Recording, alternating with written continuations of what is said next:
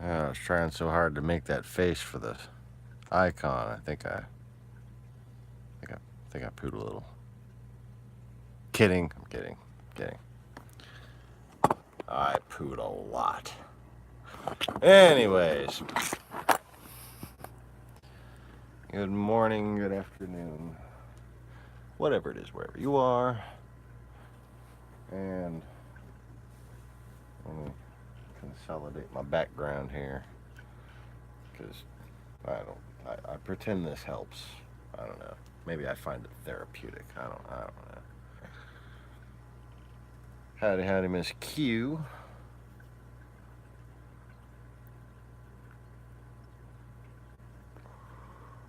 Did you get a notification?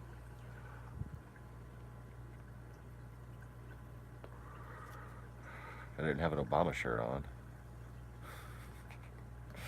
And hate.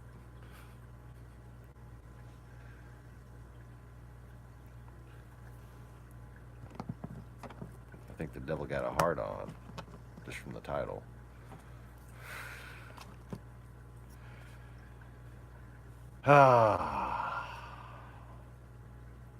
So yes, the last in this little 4-part mini-series.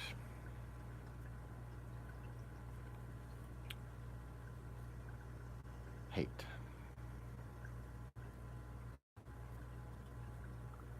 Let's see, I probably should have re-reviewed that after I thought of the actual things I wanted to discuss. Because I'm going to need them written down, because I'm going to go back and forth. So we had hope, and we had trust. What was the third one? I've got 15 different things in my brain and I can't let go of it. Okay, let me write those things down maybe. Then I can forget about them and then think of what I'm missing. Fucking brain is a Viewmaster from the 80s, okay? Just I can get a little slide and then I can look at Fraggle Rock. I don't know. Hope, trust, fear.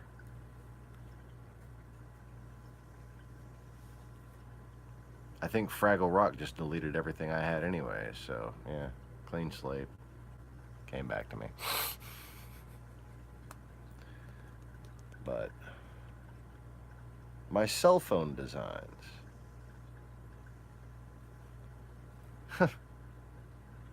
I pulled another one out of my hat again, didn't I?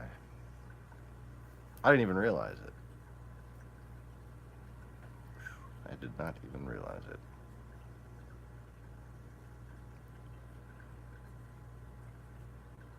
So I'm going to talk about how people and why people and how illogical it is that people hate me. I'm going to talk about why people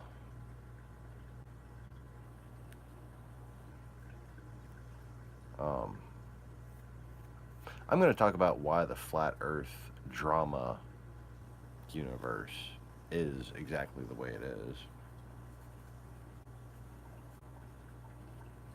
And why people hate it, and why I'm basically glad they do. Kinda. It's like,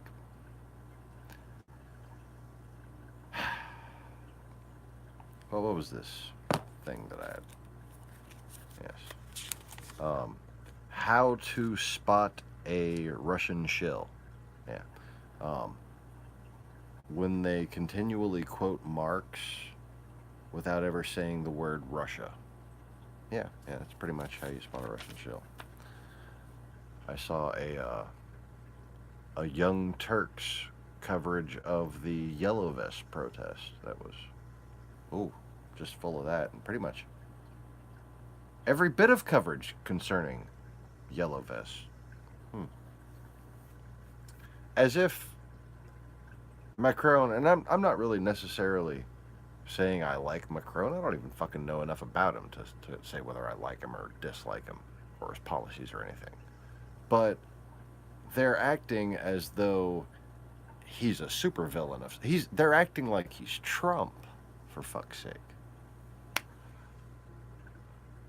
Only, you know,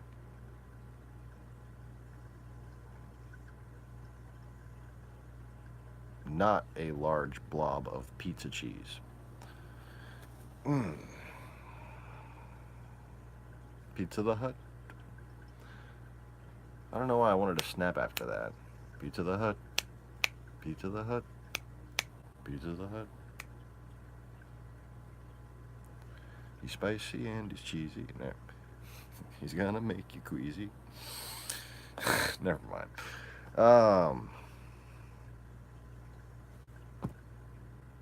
So, back to figuring out what I was going to talk about. Because, you know, stuff.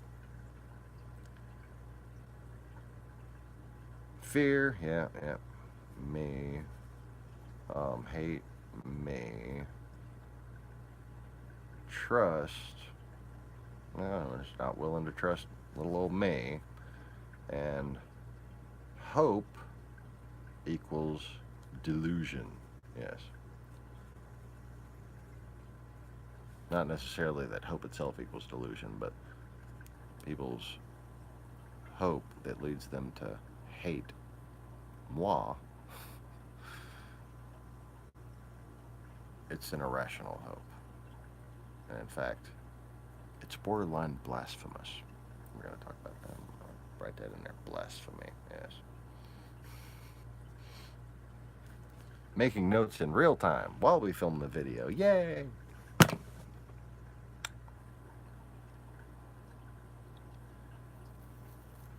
Oh, neighbor was barbecuing today. The future CEO of my construction company. Because he's fucking smart enough to be.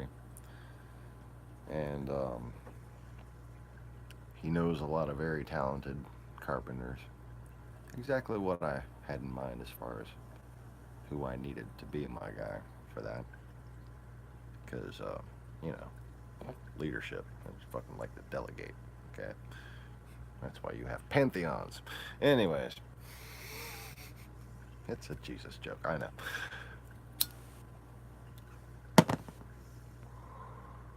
But the joke's on you. Because, like I said, I pulled another rabbit out of my hat, and I don't know if anybody noticed. Did anybody notice the rabbit I pulled out of my hat recently regarding the fucking cell phone thing? I just happened to come up with a revolution.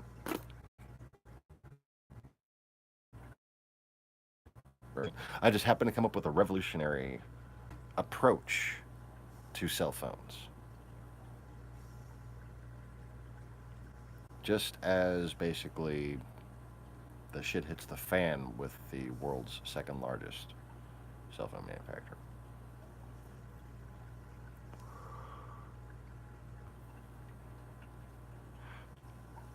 Still got it.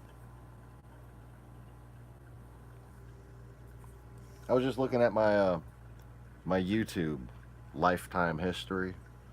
It's only showing 1.1 million views at this point, which is bullshit. Probably got 1.8 at least. At least.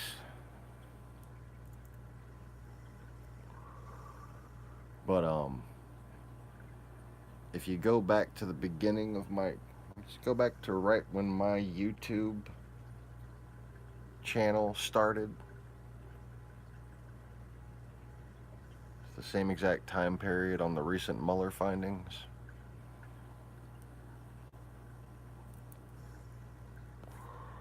Fucking Russia was coming. I was like, who wants some, motherfuckers? Okay. Yeah, the sword's still right there. Because it's fun. You know, it's not like this motherfucker isn't effective enough. Wee.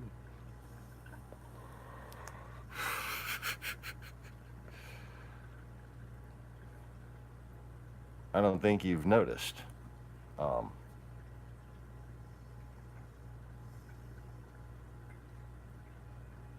Not to say it necessarily has any bearing on who I am or anything, but I play up my crazy for the same reason I keep those weapons nearby, for the same reason I don't fucking sleep at night.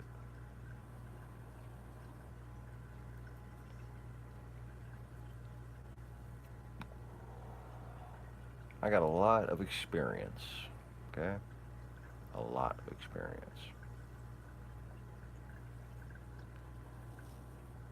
And I ain't fucking around with these people. And I don't take it for granted that they ain't fucking around with me. Especially when I keep pulling rabbits out of my hat.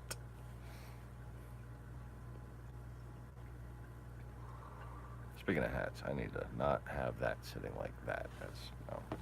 Okay.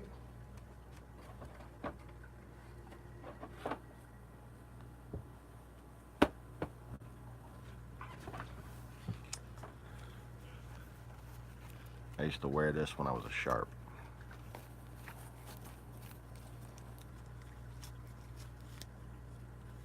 Yes, my little group of friends that I declare is such a horrible influence on me. We eventually was like, these people are kind of too fucking crazy for us. And we started hanging out with these, well, the older lesbian named Blaze introduced Alan to the Sharps. And, before she got shot.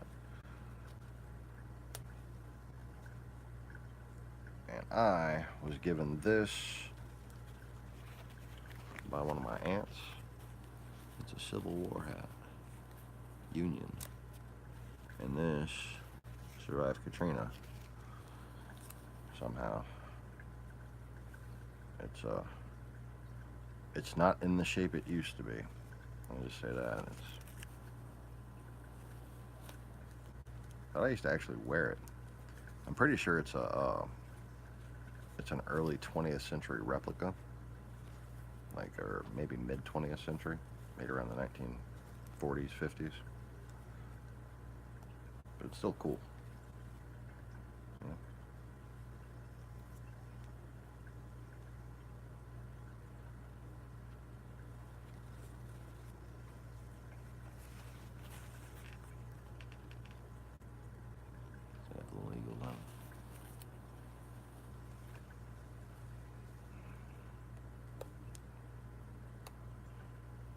Yeah, they didn't have that kind of wire. It's the wrong kind of wire to be on the inside of a real one. It's a flat aluminum instead of a round steel.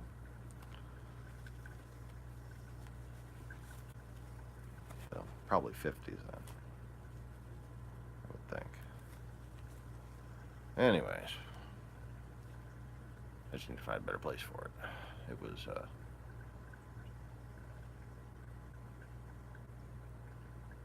well, we were looking for guitar strings earlier. It was on top of two sketchbooks, and then it was, no, I just saw it between two sketchbooks.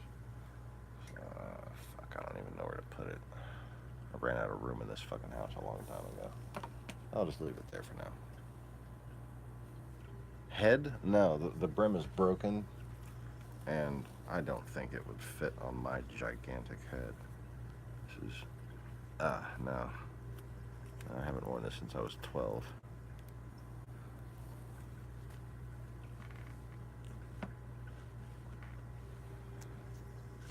I got this though.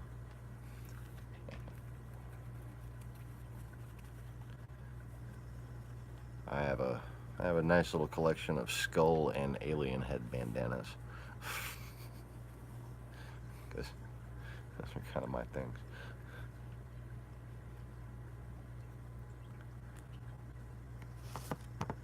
The skull and crossbones represents John the Baptist. Moving on to piracy.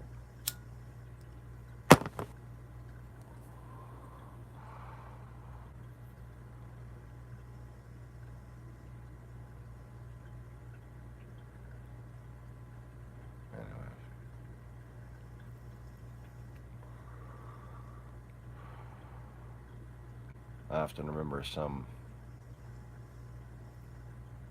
more business or politician-like version of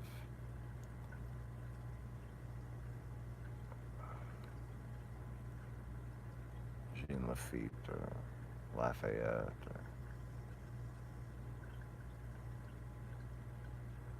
I think it's the lifetime I was assassinated in the French Quarter. Just before my last lifetime, before being sealed into the tree. The Sproutling of Yggdrasil.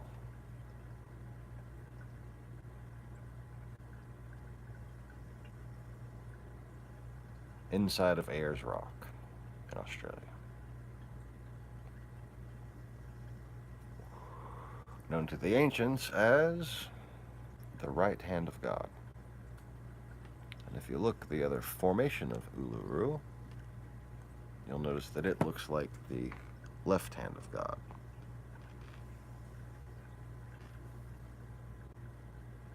So, like I said, we ran out of prophecies left to fulfill a long time ago.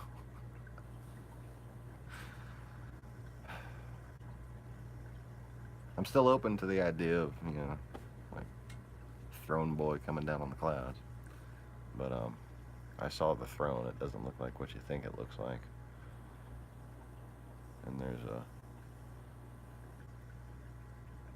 there's the throne of the heaven of heavens, and that's the one that I saw. And then there's the throne of the heavens, which is the one that rules over this earth. Now, Eden is just past the mountains of Kush. Well, what's left of it. I mean, the world has been, first of all, combined into one plane and then smashed and then kind of manifested as a ball through black magic and then smashed again and then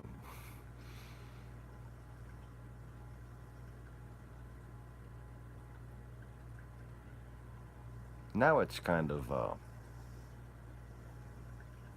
basically we're in limbo. I mean, if you want to be technical about it, this is limbo. And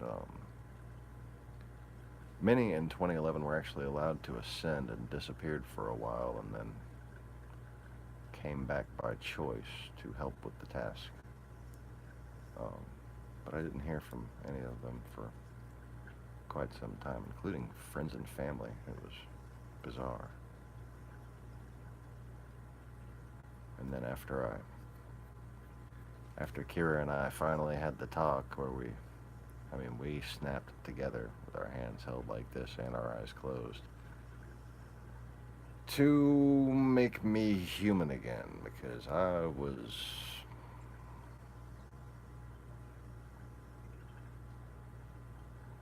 just making TV series and movies left and right and video games and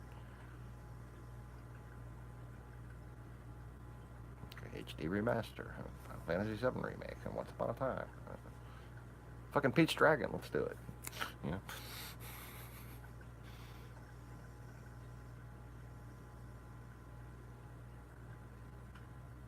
StarCraft 2. Oh. I wanted that so bad I had to go back in time just to make it so I could have it right then. And I didn't want to buy the game. I couldn't afford the game. I just wanted to see the videos. The fucking cutscenes. I got them lined up with my queue. I'm gonna watch those tomorrow, more than likely. I've forgotten all about that. Got busy. Got busy trying to prove that I was just fucking going crazy. Would have been nice. I can handle crazy. I don't know about all this bullshit. But, after a long period of being fucked with by this one demon that persisted past the identification of Gabriel and then the exorcism of Lucifer. After I woke up, I just casually tossed it into that lamp right there. Just because you're an archdemon doesn't mean, you know.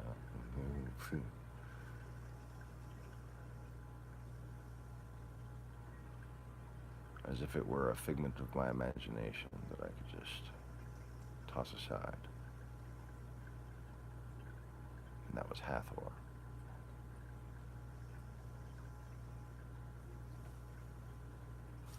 She fought back.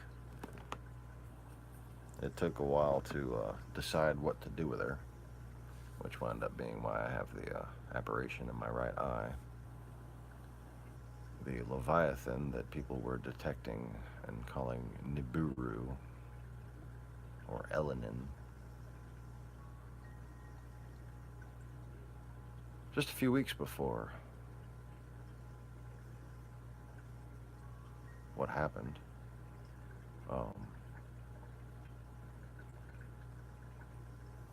I saw this one image NASA picked up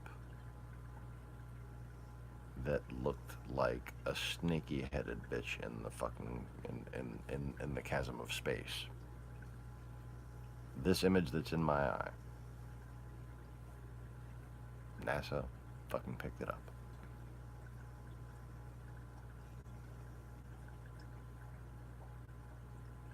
And I've said consistently, before 2011, the world had become a ball through the rise of psychological Babylon, okay? Manifestorally. And fuck. You know, I was a part of it, so I'm sitting there watching Star Trek and Babylon 5, you know.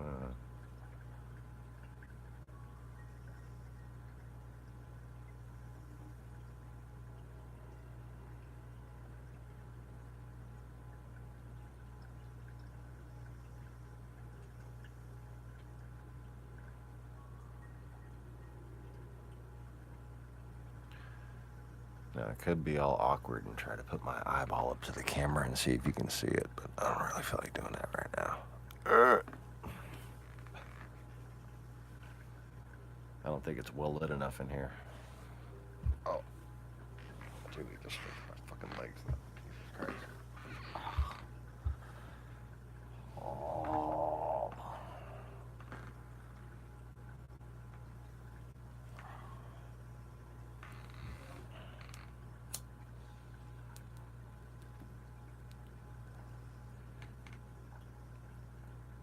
Dingo.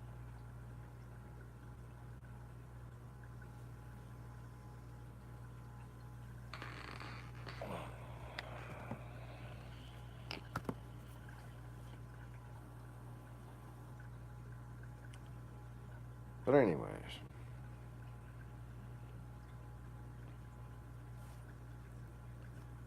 so all the fear and shunning of me that could be rationalized by people who just hate religion so much.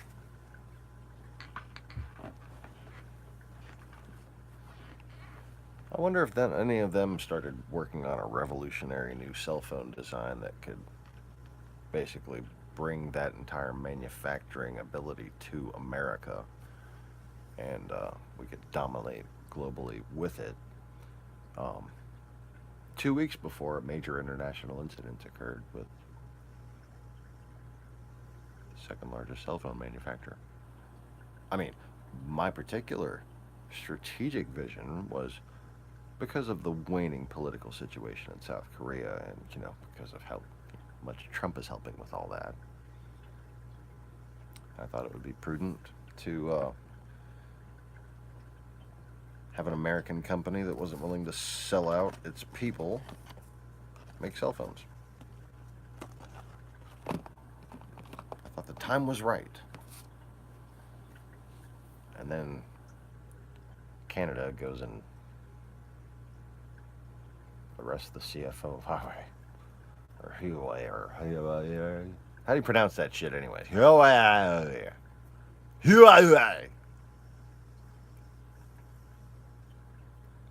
My doctor said Mylanta. Okay. Anyway. That was right.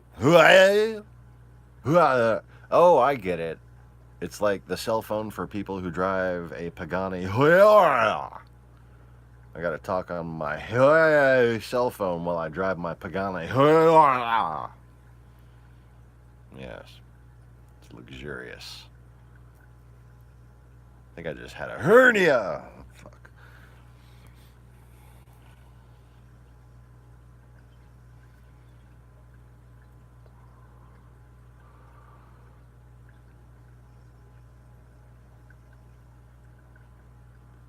No, like really, did I poo myself a little? I don't know.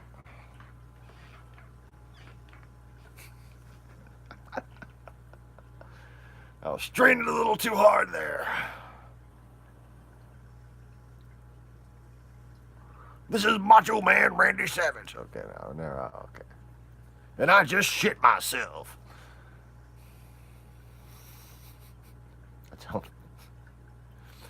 I've been doing that impression for a long time. I should have been able to pull that off better, but I was already straining a little too much.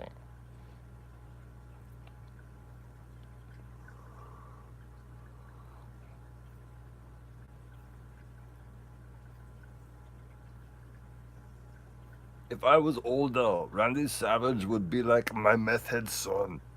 Okay.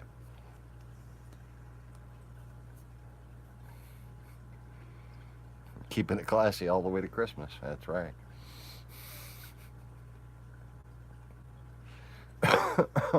Oh, speaking of which.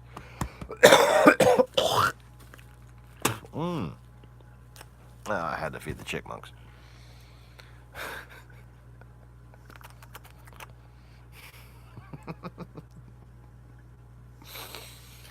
Okay, anyways. So I was licking this chick's ass. Oh, no Dice Clay impressions. No Dice Clay impressions. What do we have here? Oh yeah. The Time Haters Anonymous. Wait, no, it was the Time Haters Conference, International Time Haters Conference. Hate. We travel back in time to hate on things.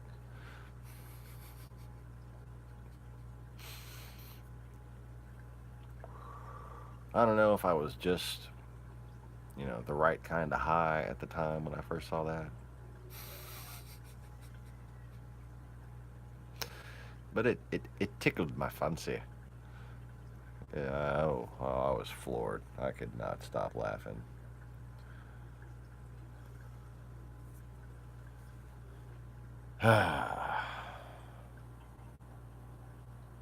Speaking of couldn't stop laughing, I couldn't stop laughing earlier. I wrote down some notes about that.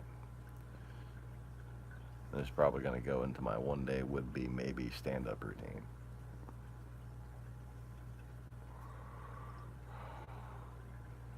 At barbecue earlier, wife and I went to. The man cooked some beans, and I mean, cooked the fuck out of them beans, man. Oh yes, of course, Monty Python. Love Monty Python. Been watching Monty Python since I was little. On the BBC, actually, in New Zealand. Anyways, so he made these beans with like chopped up bits of breakfast sausage and bacon and onions and honey and barbecue sauce out. Just delicious. So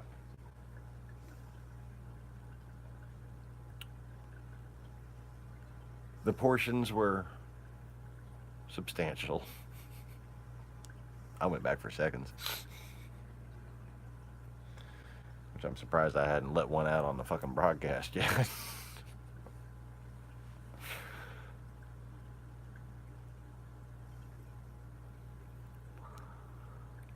But my wife, sitting here with her legs up on the love seat over there, puts her legs up like that. She's got her blanket on her lap, covering her legs, and she's like, "I'm sorry, I got to do this." And she just leans over, and what comes out sounded like the growl that Shere Khan let out when Baloo looked through the bushes at him, and it was like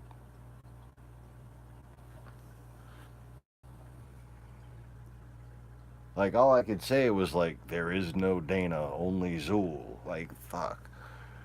It was a growl. Like did the kittens stick your fuck? Did the kittens try to eat out of its bowl? Like, what happened here?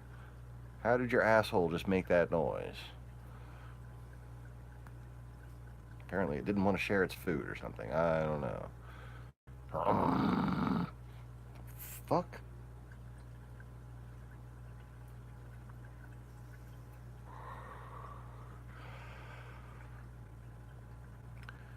Then she let out another one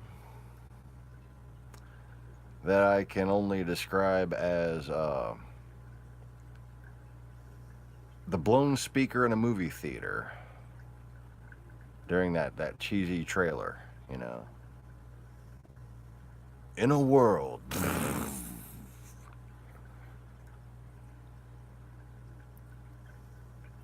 But little did they know.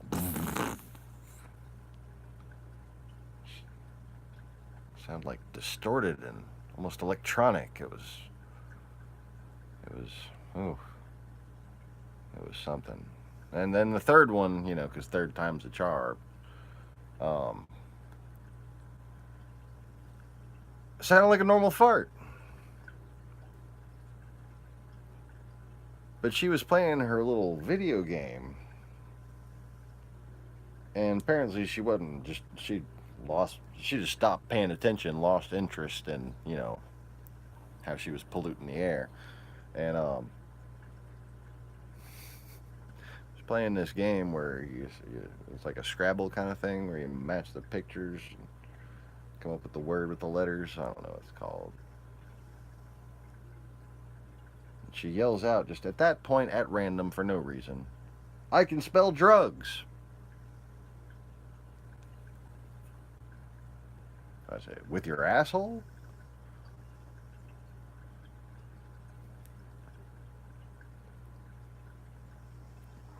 Speak, O toothless wonder, what dost thou prophesy?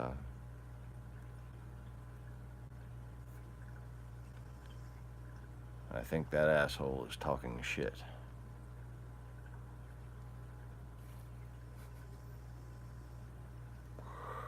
Anyways, keeping it classy all the way to Christmas.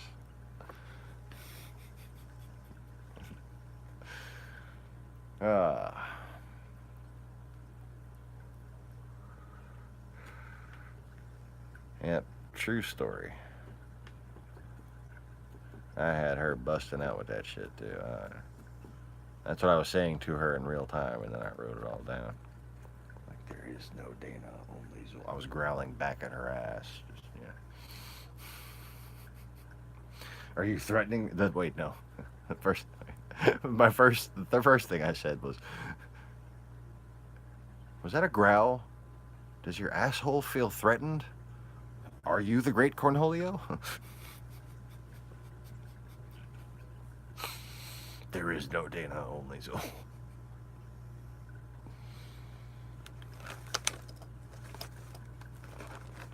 Sounded like a kitten was trying to get in its food bowl.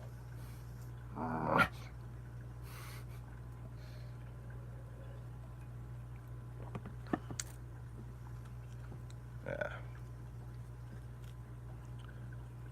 Something else I'd ever learned. Advice to all the ladies. Never impersonate a bobbit worm with your vagina near your husband or significant other. Especially not while bobbit worms are still on the fucking screen. Okay. Anyways. Keeping it classy all the way to Christmas.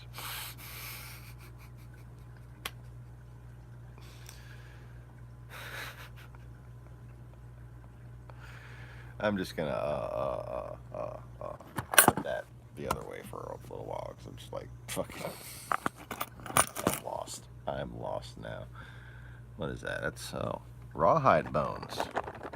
Yeah. Anybody feel like chewing on something? Just go right ahead.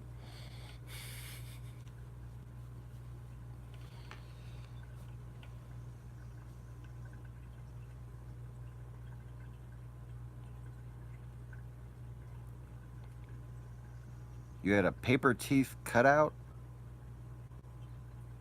I guess that's better than a paper cut on your teeth, although I don't really know how that's possible. Like, you really need a fluoride treatment. Yeah. Yeah. Weak. Oh. Oh. Oh, wow, that's fucking genius, but like horrible at the same time.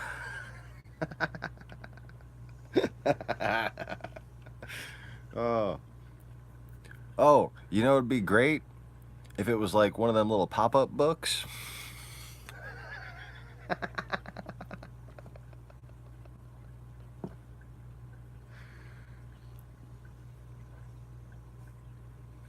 No, I'm good. I'm good. If only they made a pop-up book of like the original Aliens movie, you could take that and like sew it into some pants.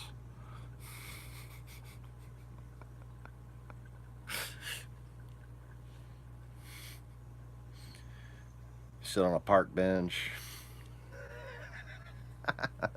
Scare some tourists.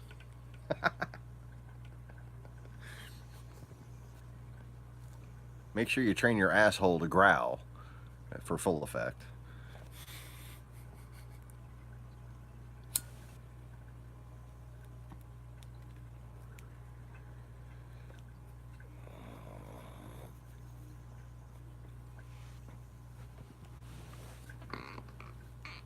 Anyway.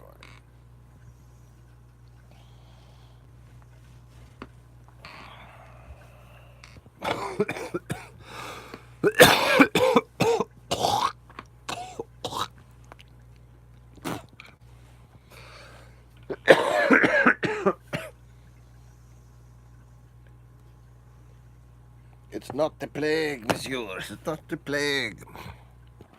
Your ribs are sore? Oh, that's what you get for fucking black guys. I mean, come on.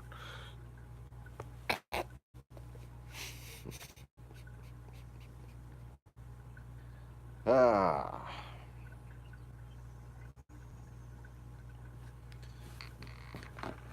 I am approximately 128th African, so, you know, hammer don't hurt him. Anyways.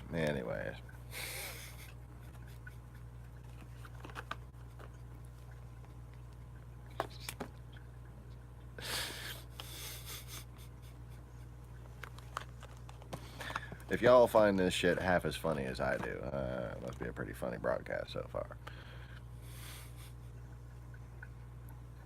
But,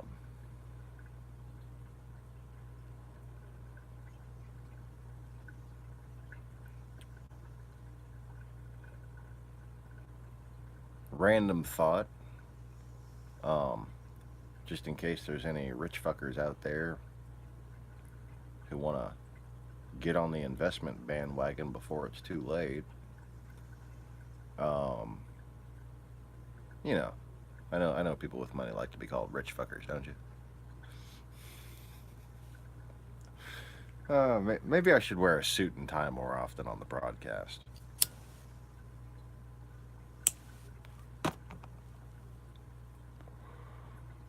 Fuck it. Well, One or more of my inventions may actually qualify for entry into the Guinness Book of World Records. How's that for free marketing, huh?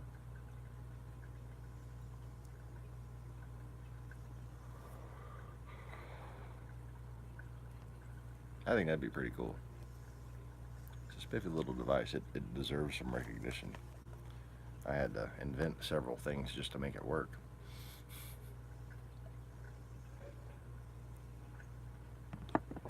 But certainly something I can see a pretty broad market for.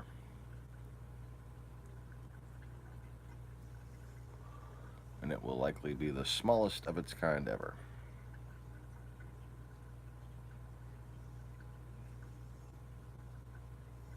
But I think there's a couple others that might apply.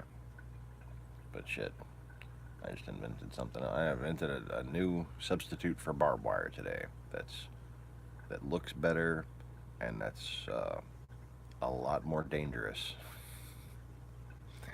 And damn near impossible to cut through. You'd just be better off cutting through the fucking fence itself than trying to cut through this.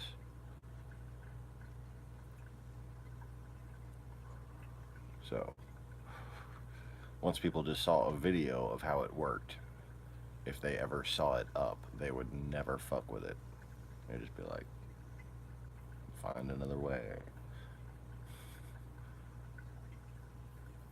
Anyways.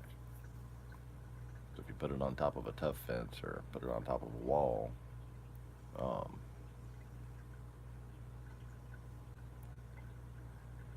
no, it would take equipment to scale. It would take equipment. Somebody might actually die trying to climb this thing, even if they had help. Even like multiple people trying to combine effort, you know. But it looks, compared to barbed wire, not only much better, but harmless.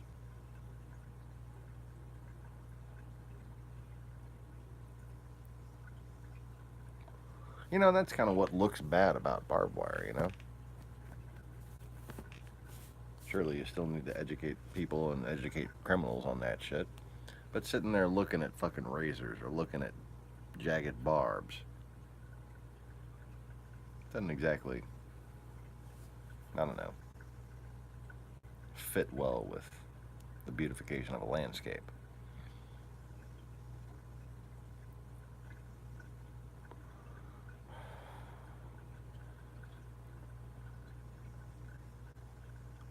So, anyways.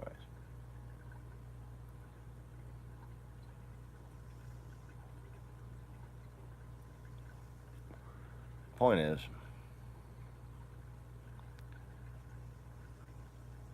I invent a lot of shit. And most of it is not by my own personal fancy, it's by thinking of the world's problems and shortcomings and everyday solutions to, tasks.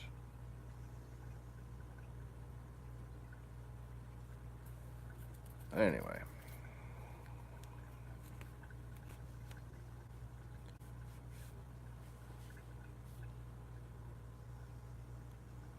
That's just been how things have worked, you know, like,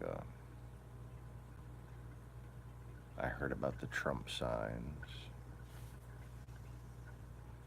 from here to Denham Springs. And I just couldn't believe it.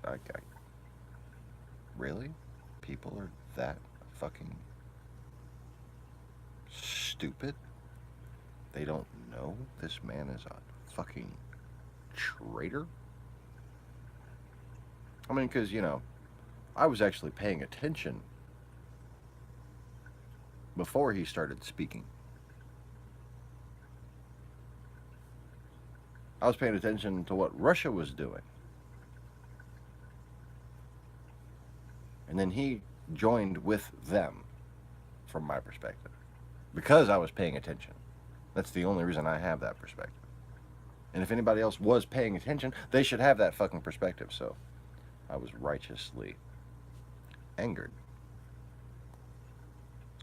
And I made a little video where I explained that people don't understand the definition of the word power if they view me as something powerless.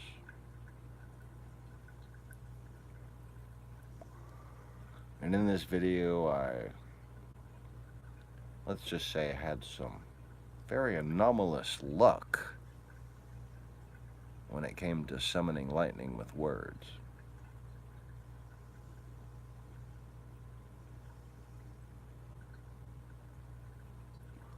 Very impressive display. And I had basically outright the day before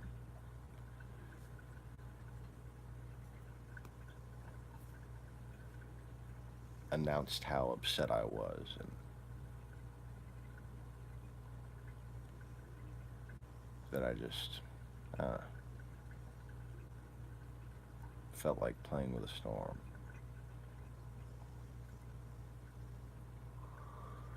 Felt like sending a storm that would warn this area. And it wound up wiping clean all them damn Trump signs in what became known as the Great Flood of 2016.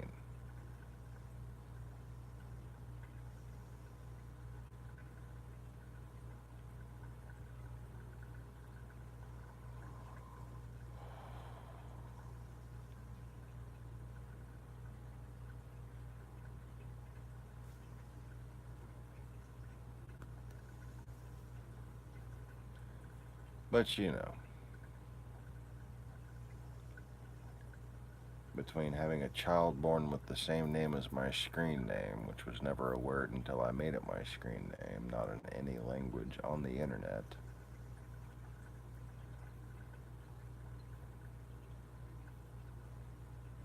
that can be proven. The storm video in the Great Flood of 2016 can be proven. My warning about fire, and then that big ass fire when the little Bible page that they found, how relevant was, that can all be proving. And my specific warning that the fires would target areas that voted Trump, that can be proven. The time lightning struck my house and I maintained a broadcast during a power and internet outage, that can be proven.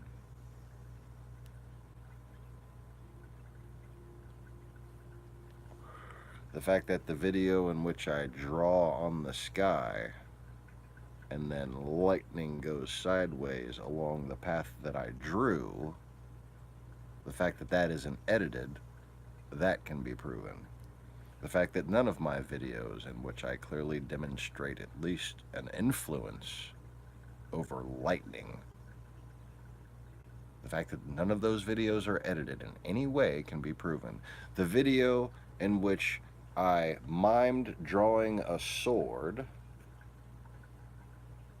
waved it upwards and lightning struck at the top, and then stabbed the sky and lightning struck across it, the fact that that video is not edited can also be proven.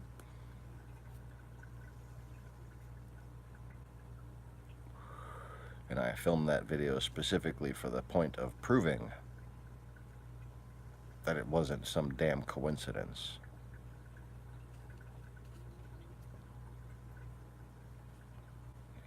And there wasn't exactly a whole bunch of me waving my hands around and nothing happening. Okay? It's not like a thing I go out and repeat a bunch of times and, oh, I happen to get a take. Okay? The first one I posted, I've got something to say. I cast some lightning today, and I don't even care if you believe it.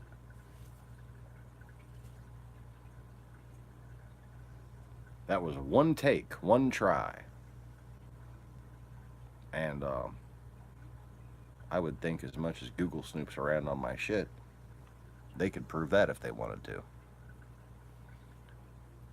But the fact of the matter is, there was no lightning striking until I said, I've got something to say. I cast some lightning today. Zap! And then I turned the camera around. And I don't even care if you believe it.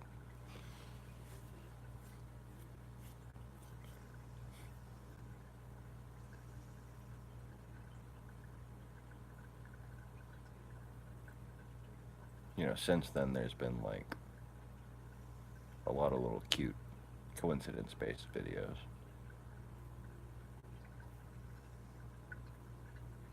But what I was doing, I did with a purpose. And the purpose was not to glorify myself. It was to get people who were being morons to fucking listen.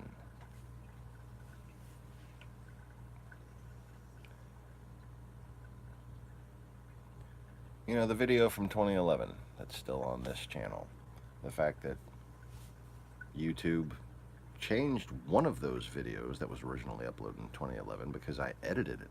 I edited the title or something.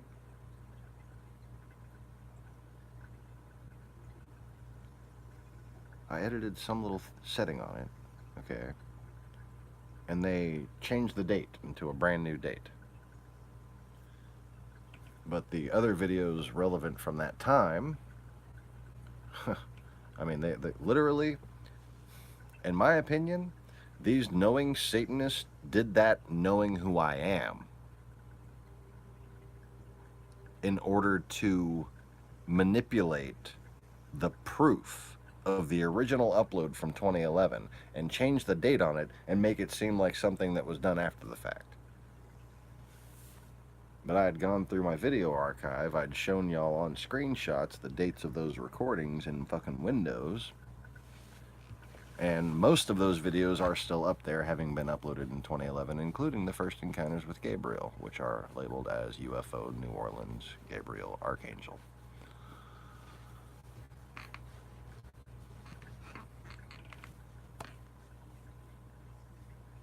The video in which I performed an exorcism on what many had agreed at the time was a fake sun of some sorts, because it kept on appearing further and further to the north, as if it were trying to reignite the Orion Horde, which kind of was. That video can be proven is not edited. You can see on that video the, what do you call it, the lens flare of the camera has a face and then immediately an eye of Hathor showing to the right of what is clearly a Shroud of Turin-like image, okay? And also, if you have it on a big enough screen and your eyes are quick enough, you might notice the microsingularities popping out of the ass, which is one of the ways we deities actually fight each other. But anyways, you see, every one of those was a different dark creation being countermanded by a light creation at about a faster rate as the two of us could throw them at each other with our imaginations. And I was maintaining that stream of thought while performing an actual argumentative exorcism, which, if anyone wants to really see what that's like, watch Bleach. The way the argument takes place with the battle is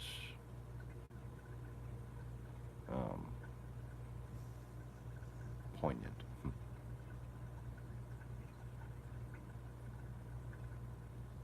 And of course, the one that people can't really see what the hell happened, that's not edited, but the only actual visible artifact on there that might be taken seriously is the black hole from when Lucifer was actually cast back into heaven. That black hole is pretty apparent on the YouTube upload of it. It seems as though the quality isn't quite as good as the original video, but it's a black hole that pops in a spiral in the center of what looks like a castle made of clouds, which is just a human's mind of interpreting. But it was my human mind determining what the camera picked up, so.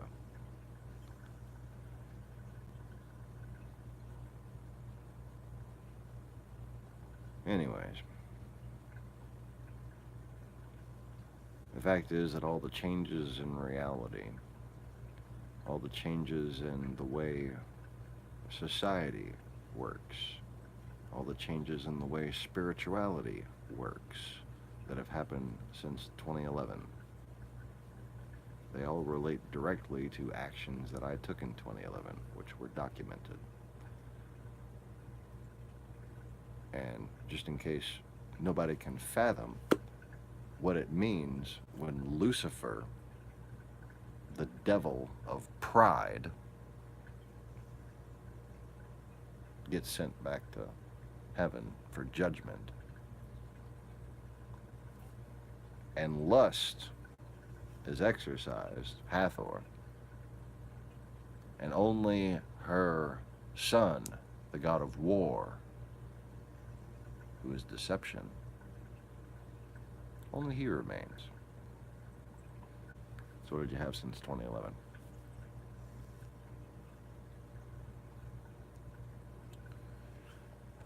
A change between national pride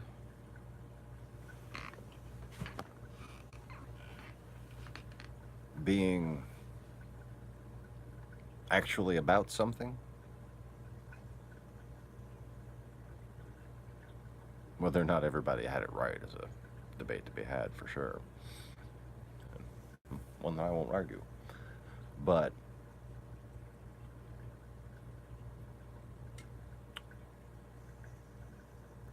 the very idea of pride itself could be done in the shadows, could be done in secret, could be done tactically, could be done effectively, could be used positively.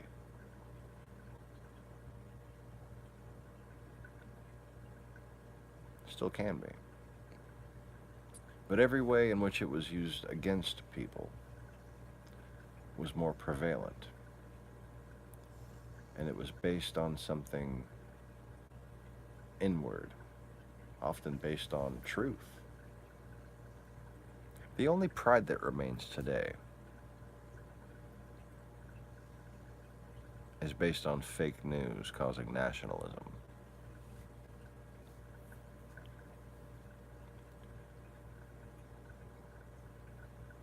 People don't have pride in this country, in America. We don't have pride in just being America anymore.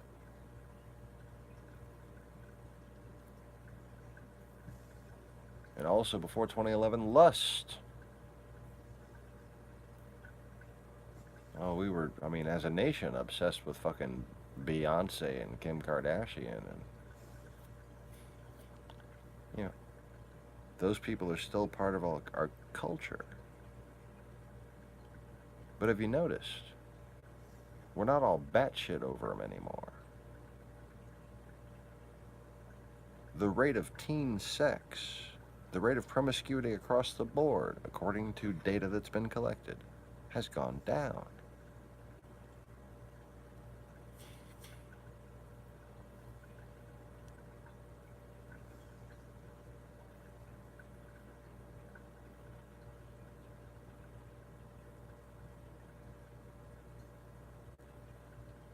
It's not lust that rules us anymore. All of these things remain in the form of echoes. All of the demons of the past. Now what remains is deception. Deception that makes those things still real. deception that those things are real.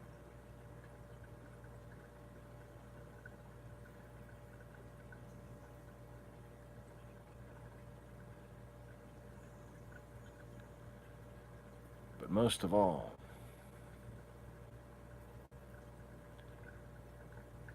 deception in the form of the straw man arguments that are tearing everything apart.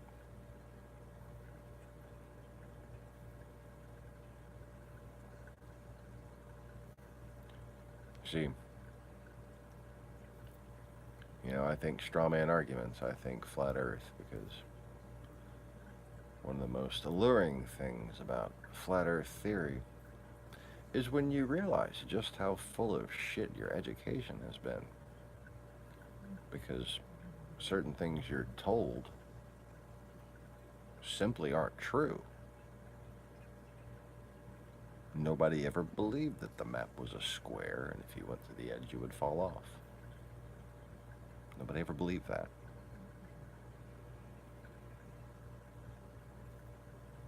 That's the definition of a straw man argument. And that, to me, indicates such great fear that you're unwilling to hear the opposition when you have to put someone in that kind of a straw man argument. And nothing could interest me more than people trying to hide a thought. I don't care whether it's incorrect or not. You trying to hide something from me? I want to know what the fuck it is. Okay?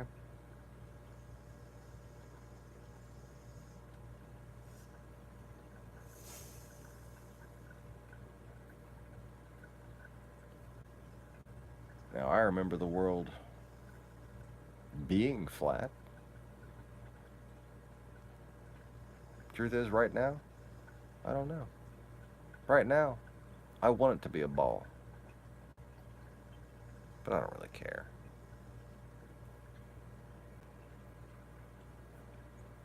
The fact of the matter is, when people start changing their story, I think they're bullshitting.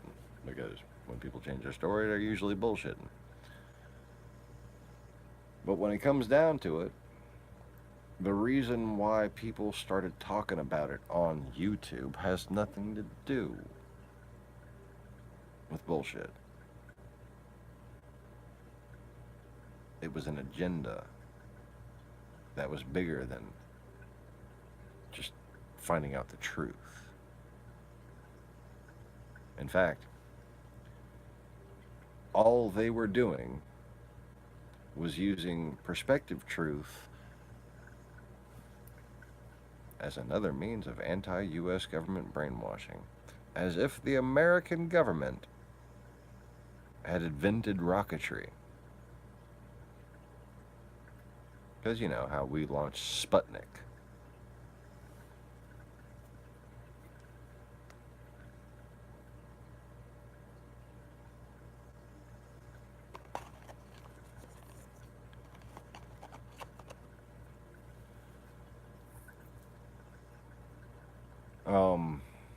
The closest thing there is to any sort of slinky shape in the ethereal system is the result of the sun's light not traveling quite as fast as we think it does, which on that kind of scale, it can still travel extremely fast.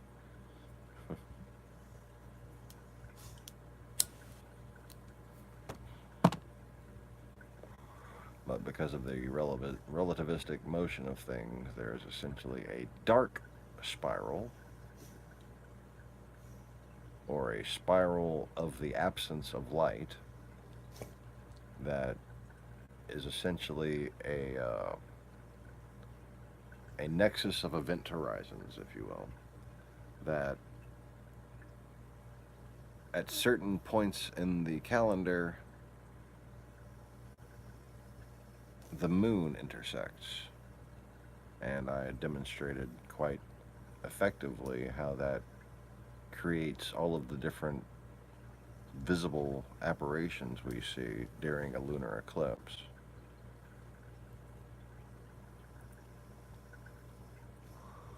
Because of the way the light actually, you know, morphs in spectrum as opposed to just a shadow moving over it. I mean,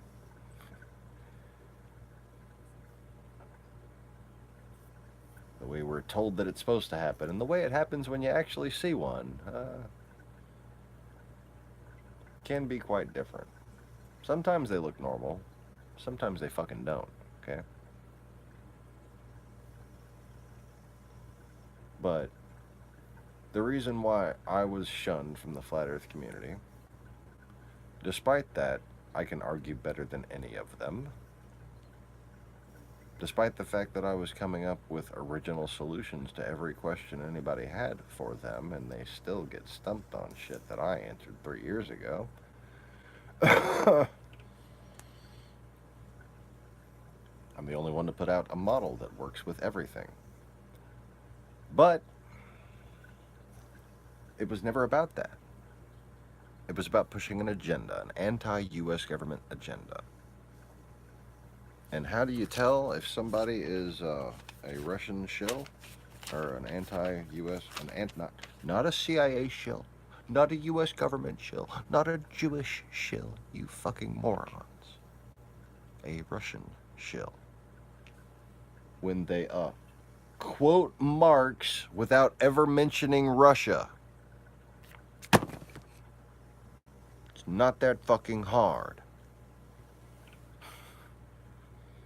These people talk in populist, fucking anti-state bullshit loopholes that come directly from Soviet propaganda from the fucking 50s and 60s.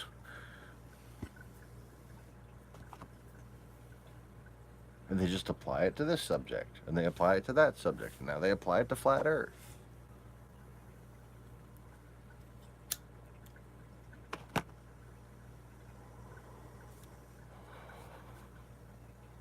Save the whales. Fucking, you know, like everything.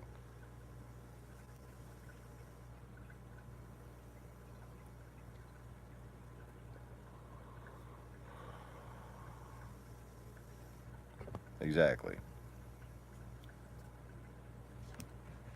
The entire reason Antifa is a thing is so Fox News can bitch about it. Okay? Antifa doesn't even know it, but they are a favor Putin is doing for Trump.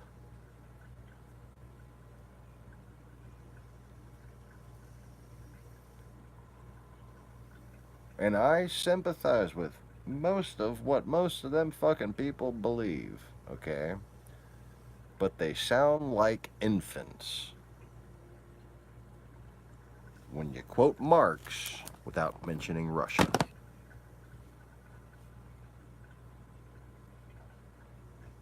I'm talking quoting Marx as if you were a Marxist.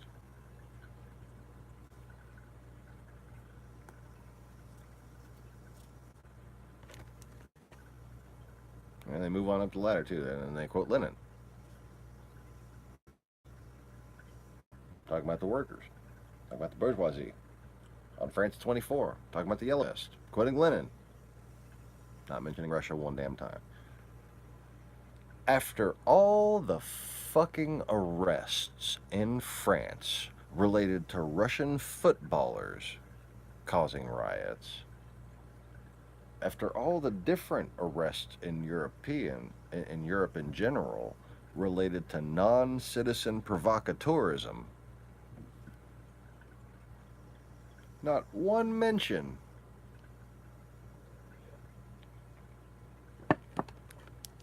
of the greater pattern that's going on here. Merkel, May, Macron, M. Okay?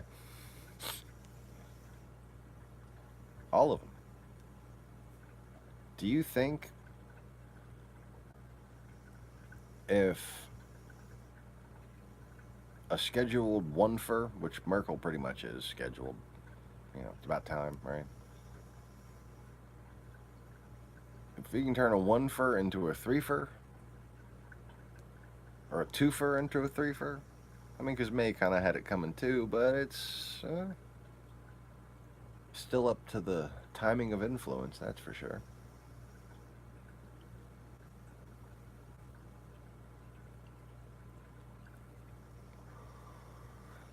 And then basically what this amounts to is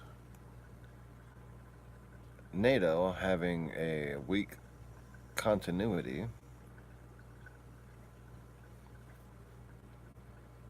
right as the hammer comes down on Trump, and someone who NATO should otherwise be teaming up to focus on right now, the Saudi prince who murdered that fucking journalist.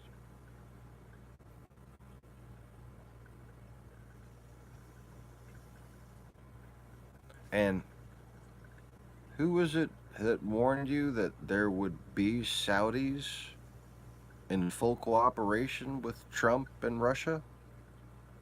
Oh, that was me! Oh, yeah, me again, yeah.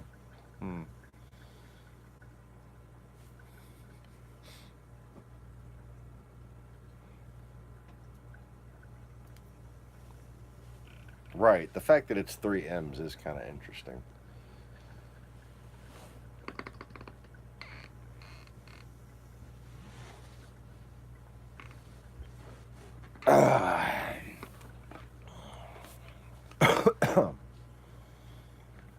Now, Merkel I supported just because she was where she was, but I never trusted her. You know? And she did one of the dumbest fucking things I've ever heard of in my life. I mean, they could have gone to Canada. They could have gone to Montana. There's a lot of, like, unemployed former German citizens, former German nationals, like people whose parents came from Germany, all over North America. Hell, even in Mexico, there's a little German enclave down there, right?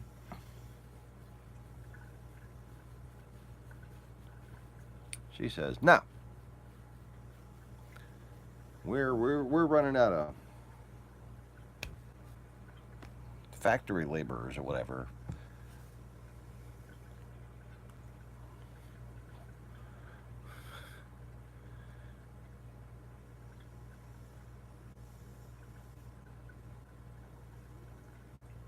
We want history to repeat itself in a bad way to solve our problems.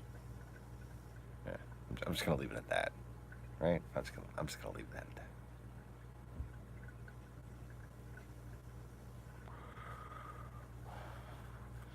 We want a bunch of people with a culture completely antithetical to our own.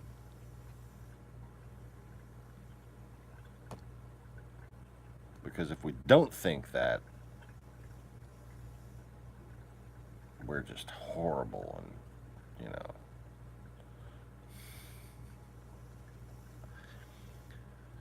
Like, just because you're not a Nazi doesn't mean you have to do, like, the exact opposite of everything possible that can be construed as remotely Nazi-like, okay? That's all I'm saying. But that's why she did it, and that's why I'm saying it.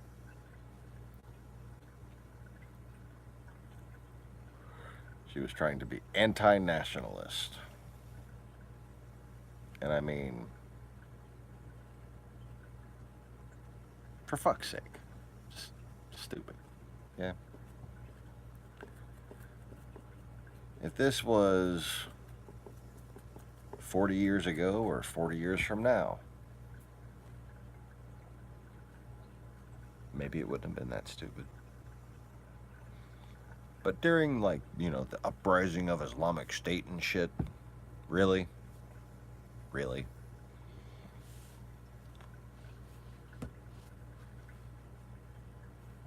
And fucking...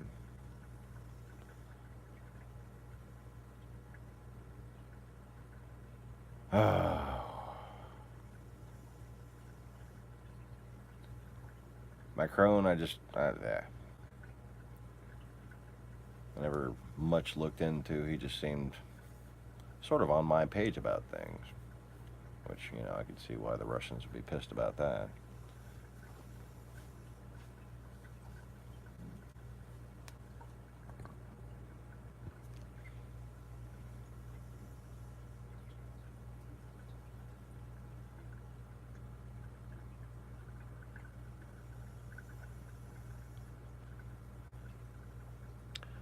The UN is this simple. You get out what you put into it. Okay? The anti-UN conspiracies that abound here on YouTube are there because Russia wants to dominate with the help of China. And that's another reason relative to the particular countries we're talking about, because we're talking about Security Council countries.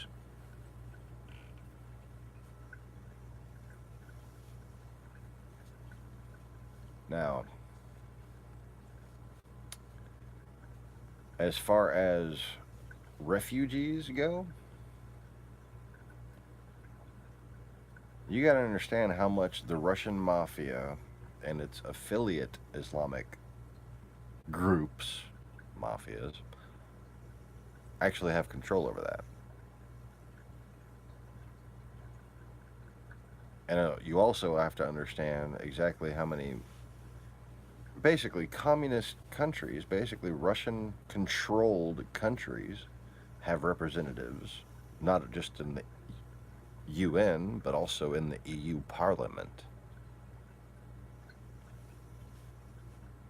I mean, we found out in Ukraine that they had plenty of people working inside of the OSCE. Okay? Exactly. It's usurped. Just about everything is usurped. And by allowing ourselves to get caught up in the propaganda against the institution without recognizing Russia's influence, we wind up quoting Marx without mentioning Russia, basically.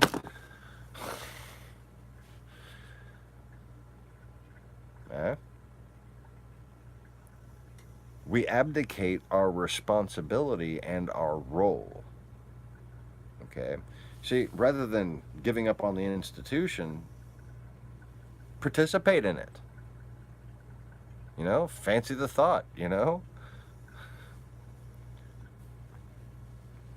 Because it's only by being active and participating in government, it's only by being activated and participating in the international community that the truth gets heard. And without the truth being heard, the deceivers can't fucking be stopped.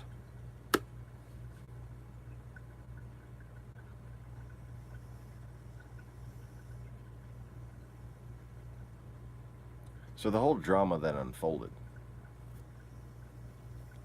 not to be narcissistic or anything, but the whole drama in the flat earth thing that unfolded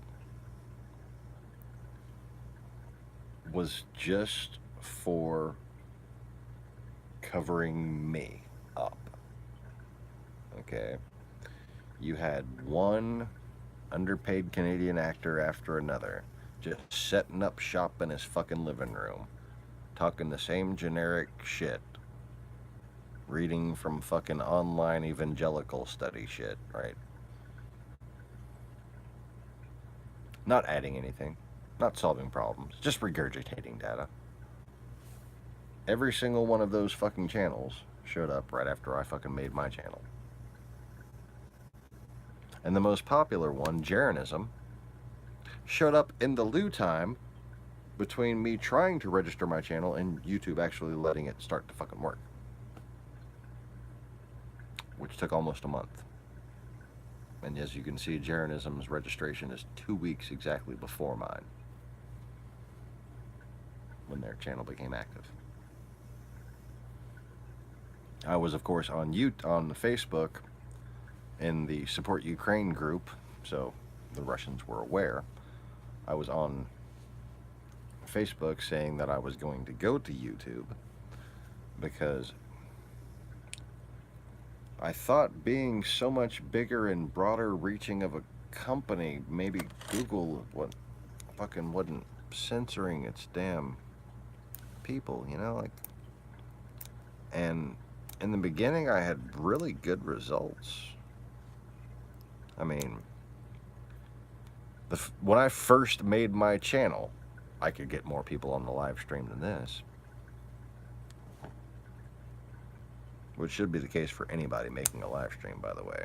You should just by default have 34 people on average, based on the number of people, based on the number of users active, based on everything.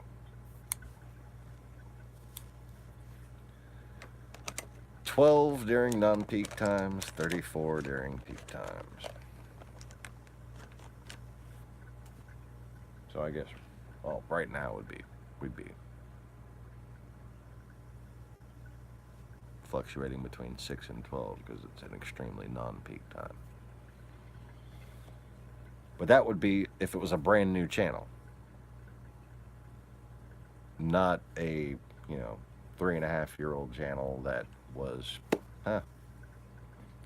providing the most original, groundbreaking insight into fucking everything, I mean, I'm not trying to brag on myself. I'm just saying I wouldn't bother making a fucking YouTube channel if I couldn't do that.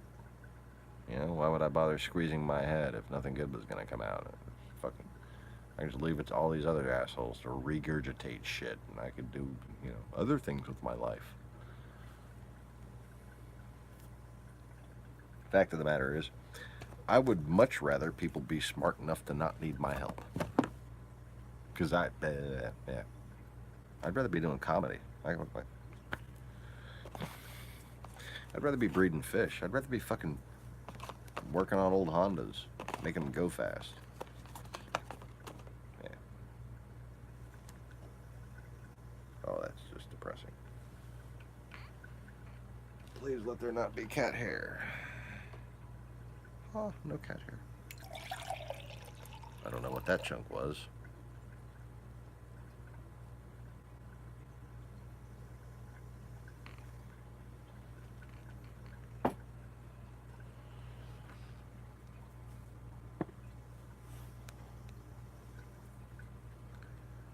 I mean, do you realize when I first started this channel, people didn't talk about Russia at all, even though it was fucking invading Europe. People didn't talk about Russia at all, even though the subject was who was dominant in space, They didn't, like, all of the flat earth people didn't notice NASA didn't really work anymore, and all the shit that was going to the ISS was being launched from Kazakhstan on Soyuz capsules. It's all Russian now.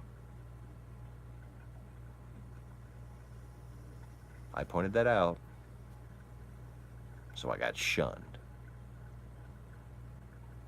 I got in a big Facebook argument with Patricia Steer, who, popped up right after me.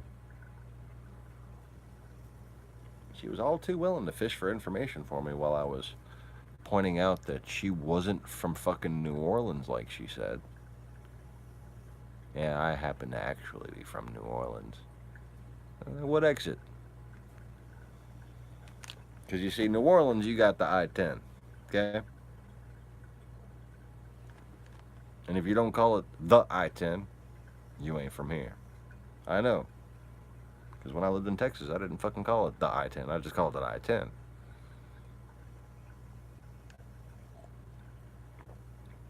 But after living here for a couple decades, I can no longer say I-10. I have to say the I-10. And when it comes to New Orleans, there's no intersection of a highway that goes this way or that way. There's your exit. You get off at your exit. What exit you live by? She didn't have a fucking clue. Okay? She doesn't know nothing about New Orleans. She doesn't talk like she's ever even been to New Orleans. Okay? She's probably in fucking Canada like the rest of them. Except for now they got their fucking little conventions.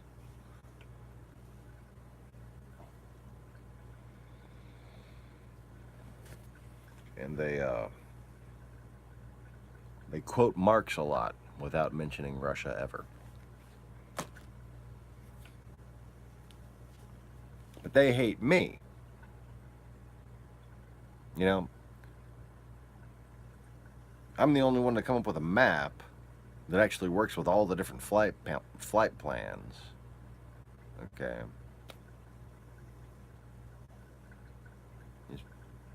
And also, I based the map from ground observations with compasses. Okay, so the reason why South America goes a little bit this way is because if you're walking in different parts of South America and you're using a compass, the fucking magnetic north is over here. It's like, what?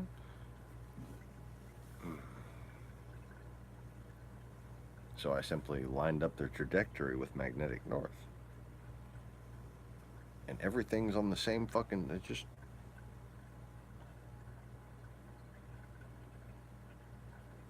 South America, Australia. You don't have to have them all opposing right there, okay? I don't know why. Because the sun is a god, okay? It's a throne of gods, really. It's a light. It's not a ball that needs to obey a speed. It can go across and then just go whoop.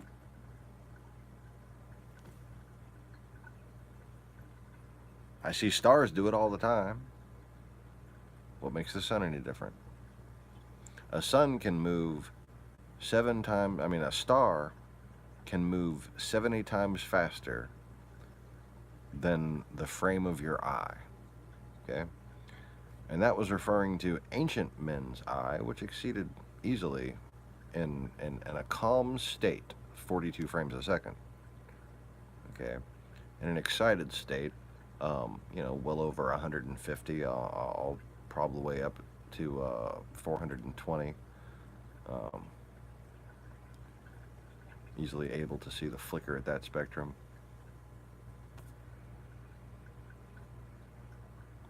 Anyways. Now I'm starting to think about physics and shit. Good times, good times. I'm running low on cigarettes. I'm like, what the fuck am I supposed to be doing here?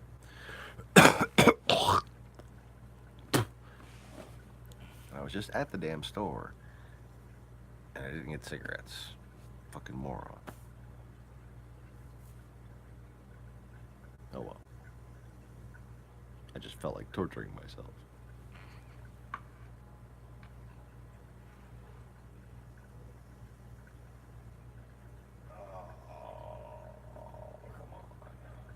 You got whatever. Fine. No, wait, what's over there? Squirrel.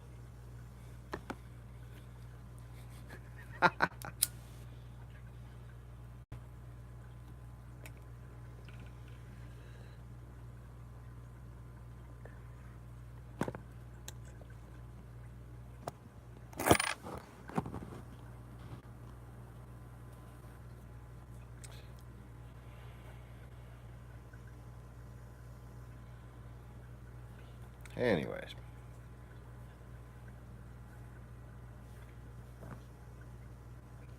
So what were we talking about? We were talking about some stuff. Definitely want to get off of the flatness. See, the reason I made all my flat earth videos private, why I don't really talk about it anymore, is because I was trying to limit the number of excuses YouTube could have for fucking with me. And I had anticipated that they would basically stop their overt decision to capitalize on the flat earth movement. And since then I've seen basically recommended videos coming up mocking the flat earth movement over and over again, and that's all I've seen. Anyways. But my stance was always this. To me, it hadn't been proven either way, and it can be either, depending on your level of spiritual elevation. Okay? So people who are on a higher frequency are going to see it as flat. People who are on a lower frequency are going to see it as round. People who are attached to the physical world, it's always round. People who are spiritual, it can be both. That doesn't mean it's actually flat for us.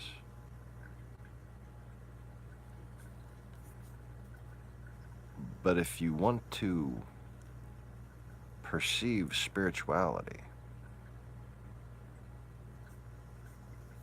I have found no better meditation than picturing the world as a flat creation. You know?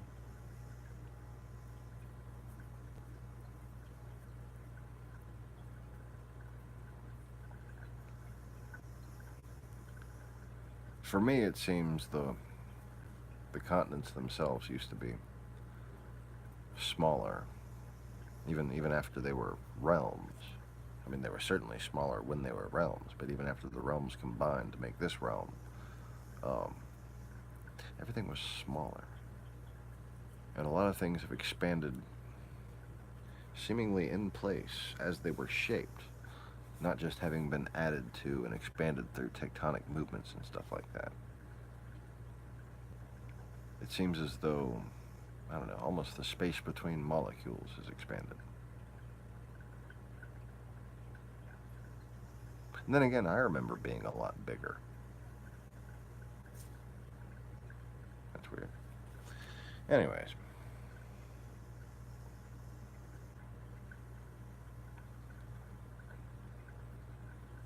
So, every time I hear the name Becky, I say, with the good hair? But I'm not sure I even get the reference. Anyways.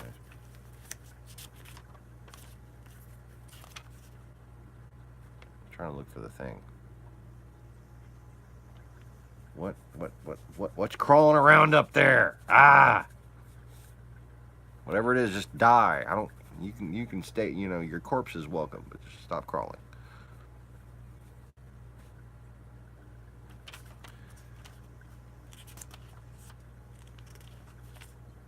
Oh, there we go. Right underneath my wife's farts.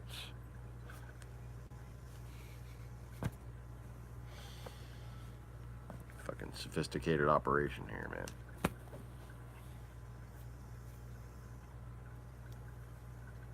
None of this is really helpful.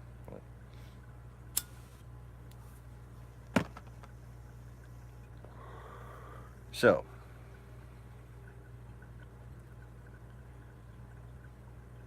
Flat Earth movement shunned me because one thing and one thing alone. It's like that guilt by omission that we find with the Alex Jones Shilliverse and the connection between Larry Silverstein and Donald Trump. The fact that Trump was probably the we that Larry Silverstein mentioned when he said, pull it.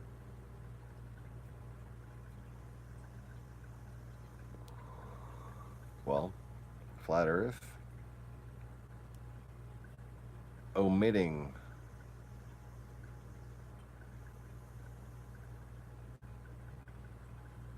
the majority of shit. I mean, you can't see, for instance, one of these new videos mocking Flat Earth. You can't see the Vice News interview with, the whatever. Without one of them fucking people, not one of them can even speak without saying NASA. NASA. Oh, yeah. Not one of them also mentioned that fucking Obama severely defunded NASA. Or that Hillary Clinton supported the decision that would cost 15,000 NASA employees their jobs, most of them at the facility in Houston. They didn't mention that. It's like they didn't mention Russia. They had an agenda. It was against the current administration no matter what. And it was to protect Russia no matter what. Right? Their arguments are always retarded. The questions that they approach are always retarded. I mean, if you're not talking about how nobody ever believed in the fucking square map and how they use fisheye lenses on everything to the point where we've seen the earth go like this and concave and fucking flip-de-doo.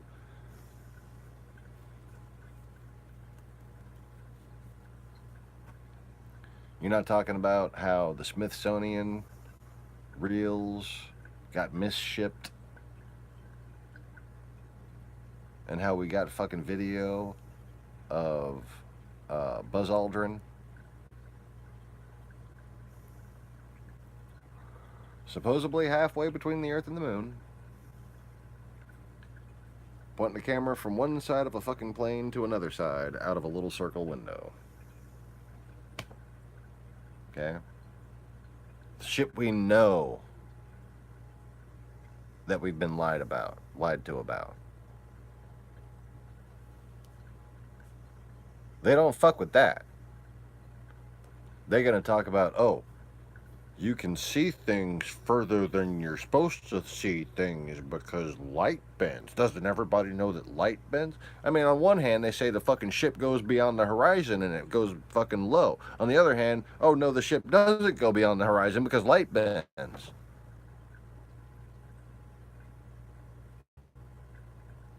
And we're the ones rationalizing?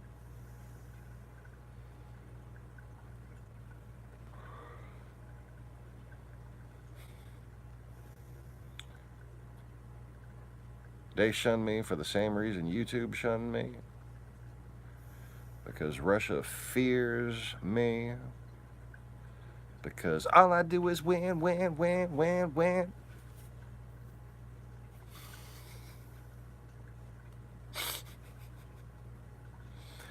Anyway. Oh, that was too much activity.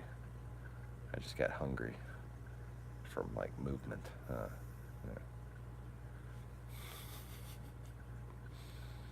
I don't want to be hungry. I need more coffee. Coffee and cigarettes. Coffee and cigarettes. Silence. Silence.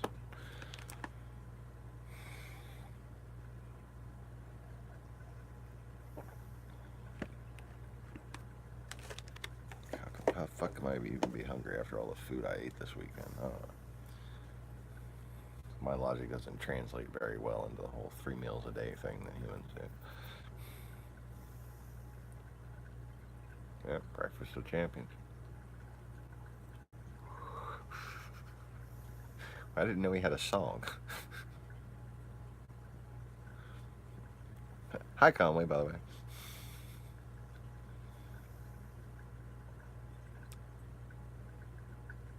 So, yeah.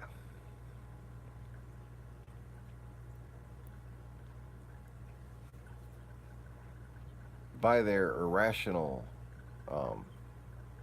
frenzy of hatred towards me, by how they just can't stand the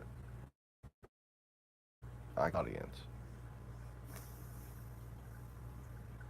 they've revealed how much it is that they actually fear me.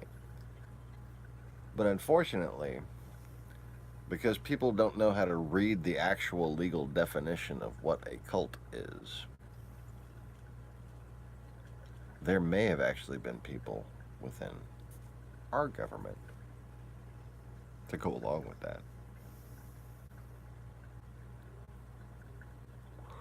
Or at least to be unwilling to help me.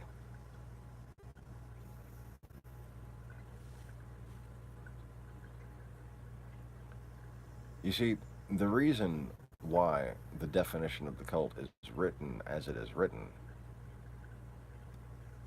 is because the return is real and expected. And Christ should not be confused with any of those who pretend to be me. The definition is as follows: a subversive minor religion that expresses anti-government sentiment. Basically, every false Christ that ever comes, it's acknowledged in our law, is going to be an anti-government shill. They're going to, what was it again? Quote Marx without a single mention of Russia.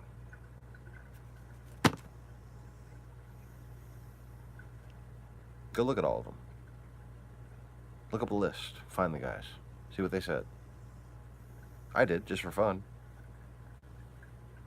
You don't think I did? Come on. How could I resist? I was trying to convince myself that I could doubt myself. I saw those motherfuckers and I'm just like, man, I really am Jesus. Because these fucking people are morons.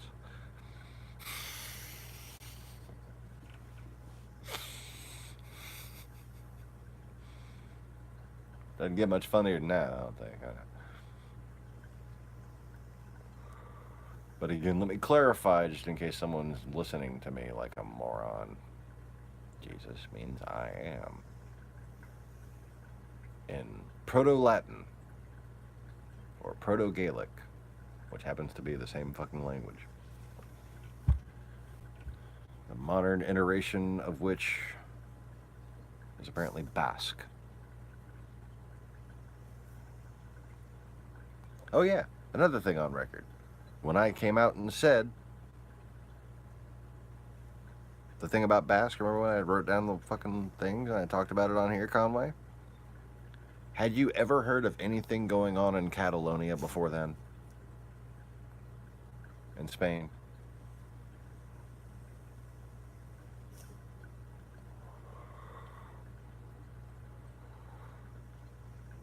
That was in the first couple of months of the channel.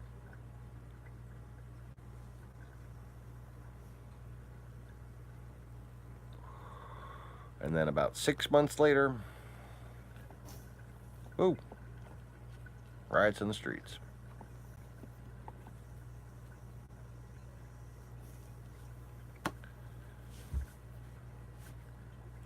You see, our government can prove who I am, and they have the duty to do so, because they can also prove that I know their best interests better than they do.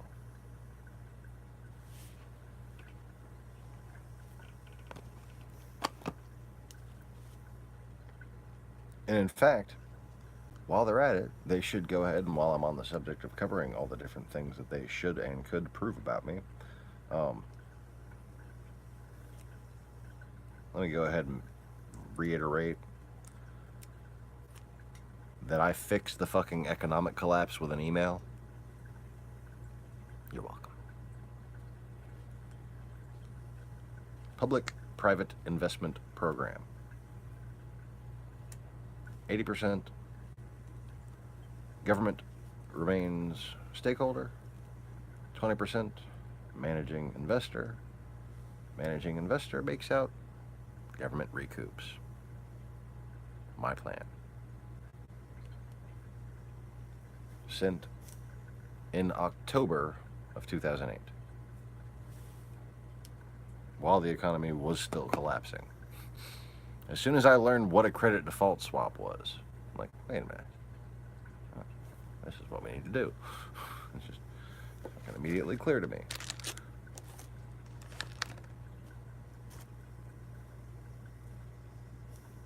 Now, if they came up with a similar plan and used different numbers, I wouldn't be flapping my fucking gums. But they came out with the same exact plans, and they used the same exact numbers. And I told them exactly why those numbers were the numbers that they needed to use, but, yeah, I'm sure they could have came up with something else, if they came up with it on their own. But then you didn't sit there and email Obama's fucking MySpace page and then hear the candidate for president say exactly what you told them to say. Now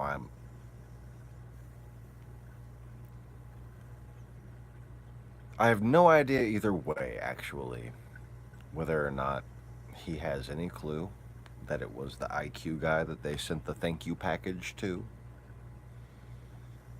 Yeah, they sent the fucking care package to me with MySpace IQ guy in parentheses.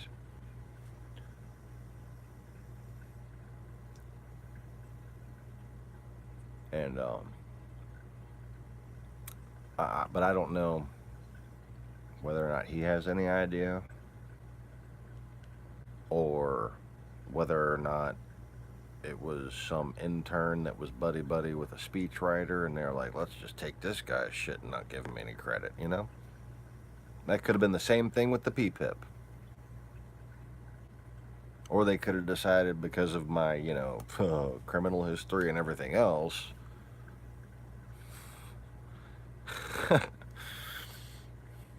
behold, I come as a thief. Watch your shit.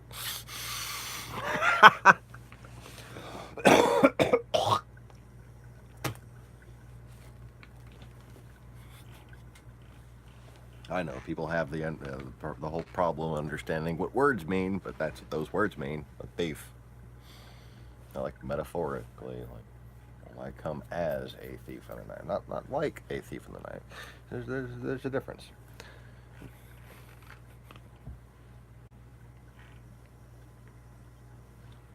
Like coming as a thief dressed in the night. Thief in the night. At least means you're like dressing up like a thief for Halloween. Okay.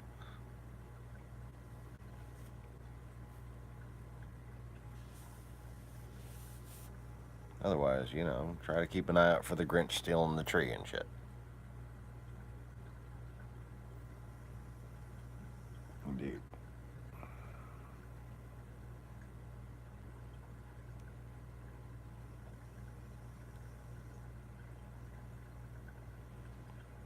But man, my parents got divorced when I was 9 years old.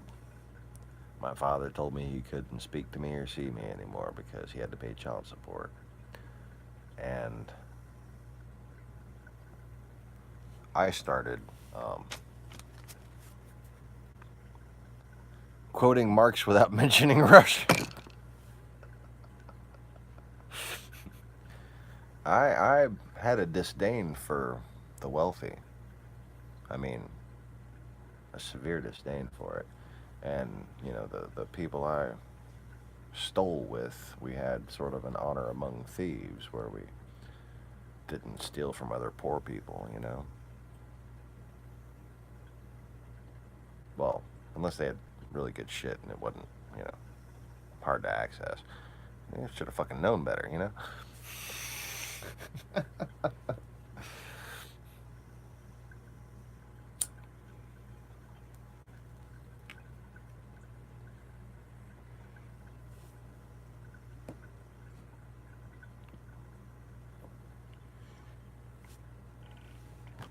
But that was Alan Potts, the alleged, this is according to him, okay? According to a 15-year-old, I met him when he was 13. He was 15 when he actually told me about Novorossiya, that when, we were talking about how, like, the Mexicans were outbreeding the white man, and so were the black people, and like the Mexicans were going to take over, but they were probably going to get a black man elected president first, and like what we were going to do was we were going to turn to Russia. Okay, like they had a plan for all this shit, and I was being informed because I was being indoctrinated. Okay.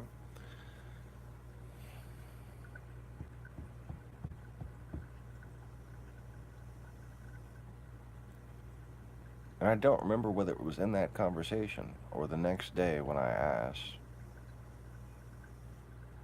who would we support for president? And he said Donald Trump.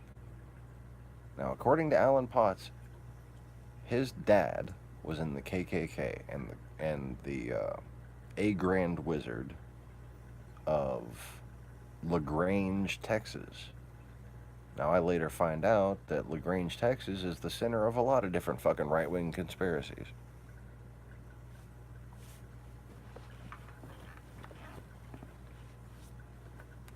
Namely, you know, ones that relate to the KKK.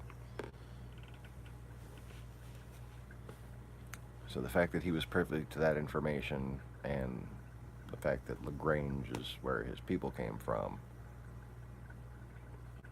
when Russia started invading Ukraine, I'm like, there's a black guy in office. And then they started, and then the Republican candidate was basically spouting Russian propaganda. I had my oh shit moment, you know, like, dude. Alan fucking Potts was right.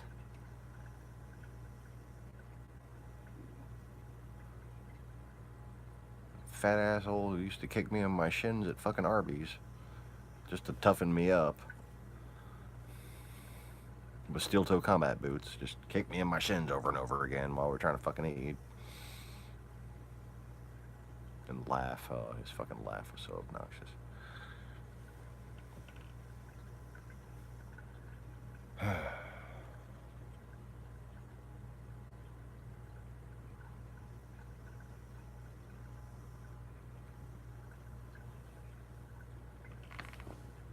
Ow. Fuck. What am I doing that my back hurts this bad? Damn it.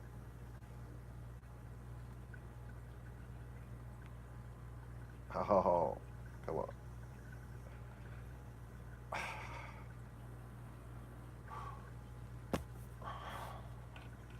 Okay. Alright, I'm good. Whew. So, look where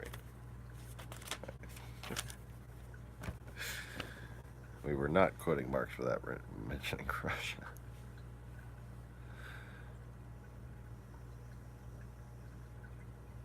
I think the last thing I stole was right after I moved to Louisiana.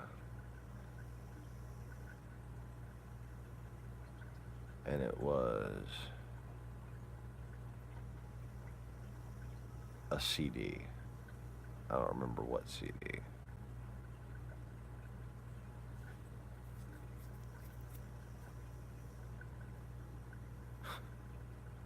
We had this trick where we just fucking had a shopping bag from another store and just fucking swung it right over the metal detector just like that. Whoop.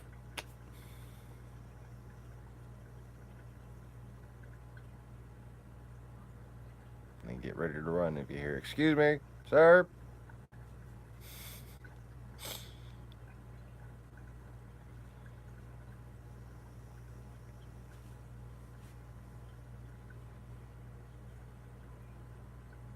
I had a chain wallet that I stole. I had kept a thing for like 10 years. This is only my second chain wallet since that chain wallet. Stole that shit when I was like 12 years old from this mall in the Gap, I think. They had left the damn display case open, and they had 5 of these wallets sitting there, overlapping each other like a little card spread with all their chains going right towards the back of the open glass case. And there was nobody out there, and they're all in the back. It's like, it's a nice wallet, shit.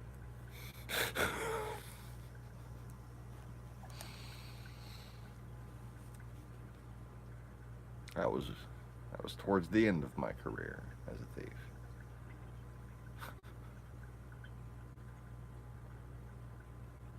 But like, you know, both getting that out of my system early on and just the depths of shit that I got into is what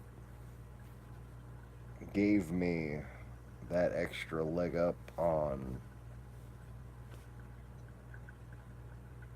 all of this. You know, understanding how these fucking criminals are gonna think. Because I used to advise criminals on how they should think, you know? You guys nicknamed me Mastermind.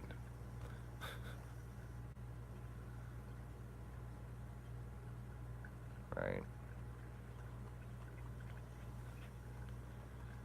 And I've always been eager to not make excuses, should I say. I've always been very reflective and too willing to blame myself for things. You know, I blame myself for my parents getting divorced. I blame myself for every damn thing I could.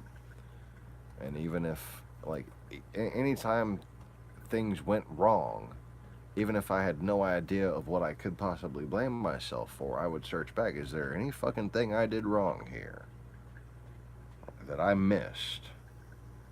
And I'll come up with some remote possibilities that amount to rationalizations just to fucking blame myself to see if there's some lessons I can learn from it, you know?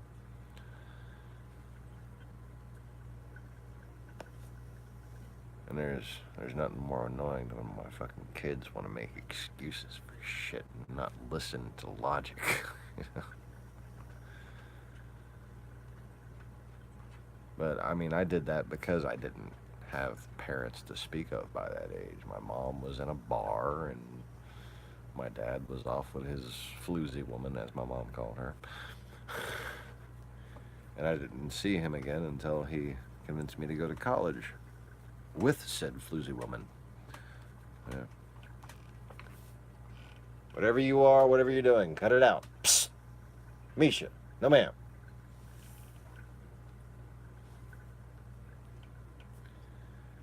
Anyways.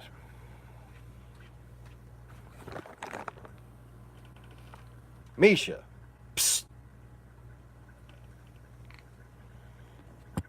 Fish this bullshit out of here. Whatever she's trying to get, I need to go get it for her. Or she's gonna be scratching at it all damn night. What?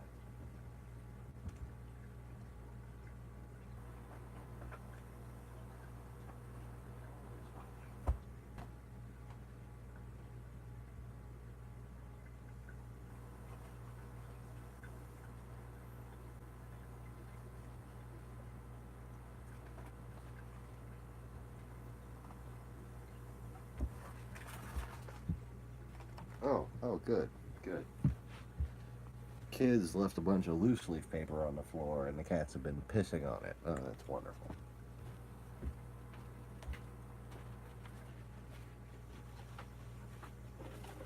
Oh, now I see why.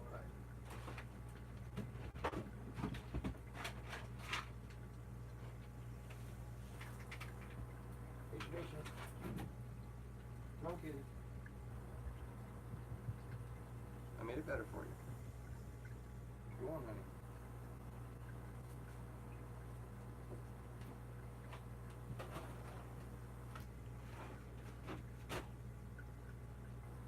Go ahead, kitty. Good kitty. It's better.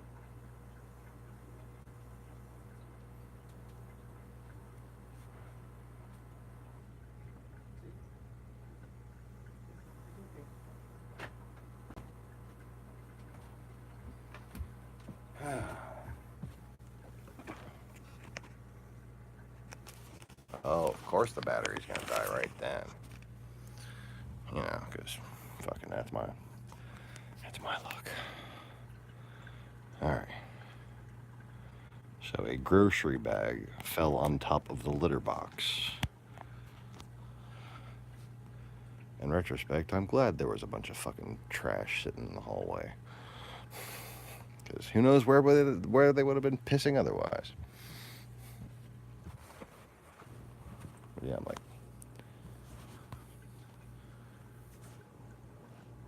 wondering, why is this shit wet? Is the roof leaking? Oh, okay. And it was sitting on some sort of piece of cardboard. So it's like they had their own little craptastic excuse for a litter box over there. So, that worked. take the grocery bag, little plastic white bag, off the litter box over there, and lo and behold, there was actually a lot of clean litter in it. Shocking.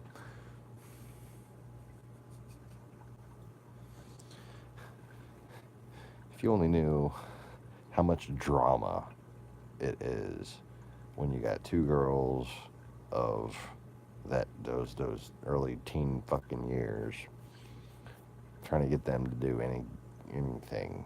Oh my God. Constantly fighting with each other. And like one of them I can talk sense into for like spurts. One of them, let's just say the spurts are fewer and far between. Anyways.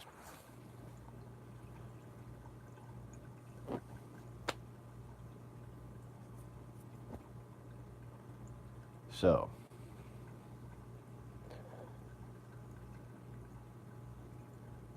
Conway. Earlier I mentioned a patent that at least I can mention a general description of. It's a barbed wire alternative that solves all the problems with barbed wire, basically. Speaking of having been a thief, I know a thing or two about barbed wire and what it takes to get over it.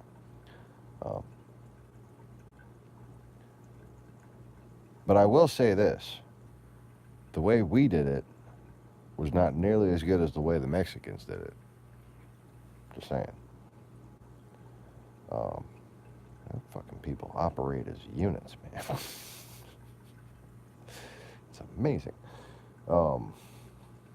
They're linked telepathically, I swear.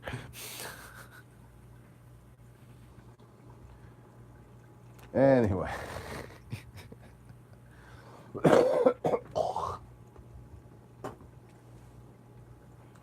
So I don't know if there's like gonna be a big market for that, but it's like a, oh yeah, and Ireland no less, fuck.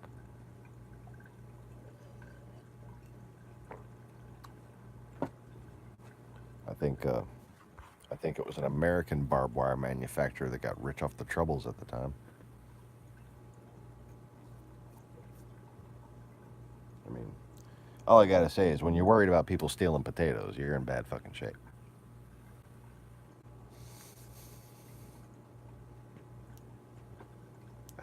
Yes, an Irish potato joke. I know.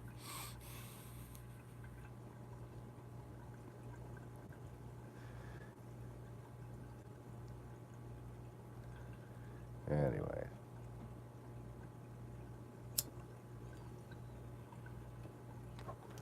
You already knew I was lame, so That was so leak.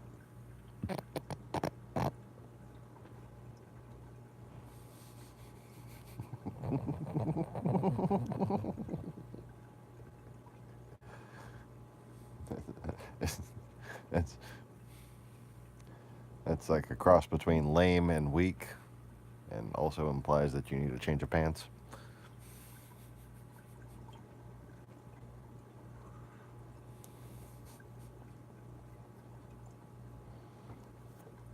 So,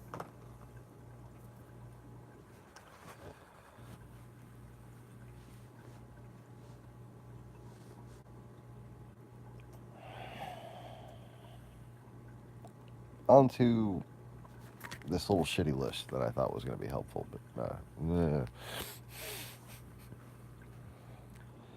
fear.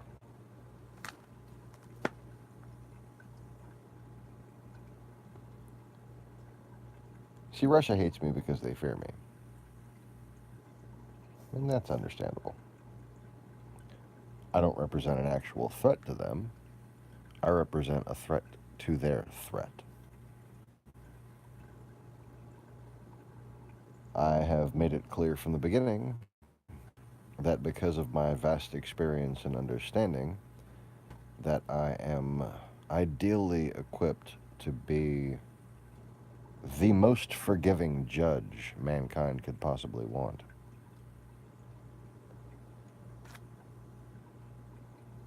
But nonetheless, people in this country, people in that country, fear me. I mean, I'm an obstacle to their greed. That's what they should fear me for.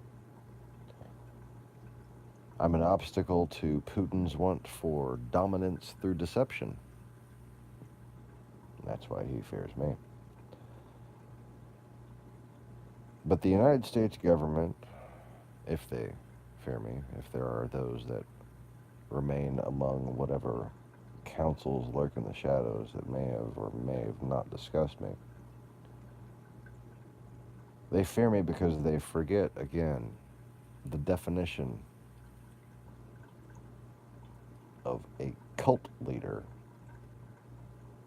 is based upon not just understanding of, but adherence to Scripture.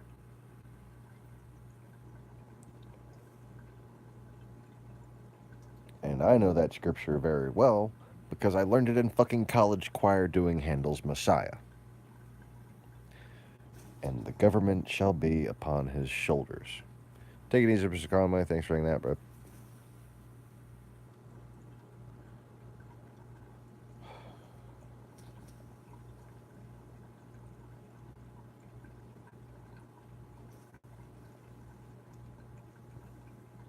So just consider that. The government defines a cult as someone who's basically conspiratorial anti-government. And I think they even mention the possibility that or likely possibility that they're an agent of a foreign power. I had found that every single false Christ that I had been able to research, everyone claiming to be Christ, had fallen in line with whatever particular era they were in's Soviet or Russian propaganda. And, they're all against the system, Me, I tell you how you got the system. I tell you how to support the system. I tell you why you should believe in the system. And I tell you how to fix the system. The worst that I do is give it constructive criticism.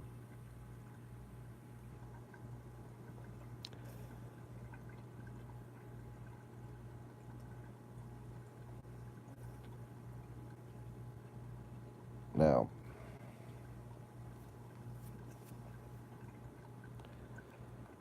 I would like for there to be some other candidate for president.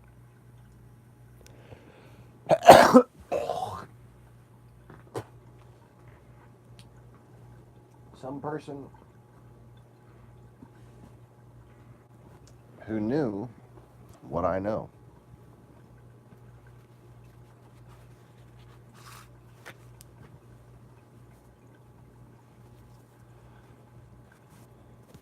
I'm gonna mute the camera right quick.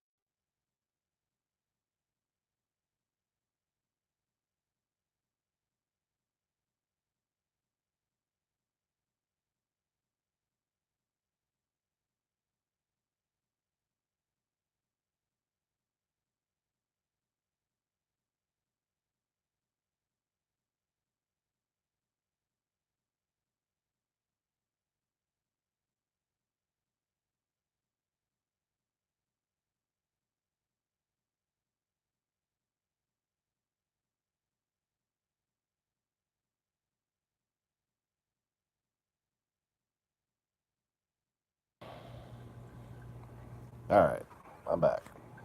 Did I lose you? There was a stand-up comic. I think it was Percy Jackson,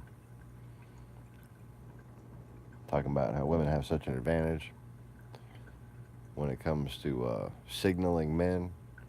You know, what I mean, because if a woman really want to have a way with a man, all she got to do is, you know, like, what's a man gonna do?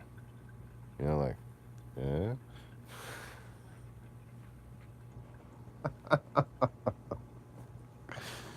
That shit cracks me up.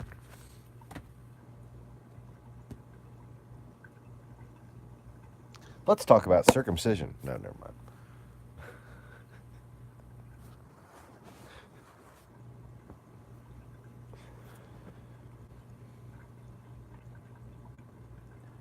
For some reason, I wind up thinking about the morality of circumcision after seeing the Frank Polycletes worm video. You know, the true facts guy. Um, which I'm convinced might actually be Wesley from The Princess Bride. Is that him? Is that the actor? Um,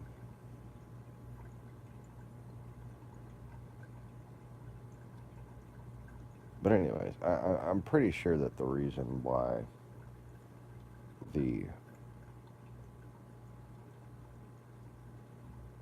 Western monotheist societies adhered to the original commandment, and it was a commandment of circumcision,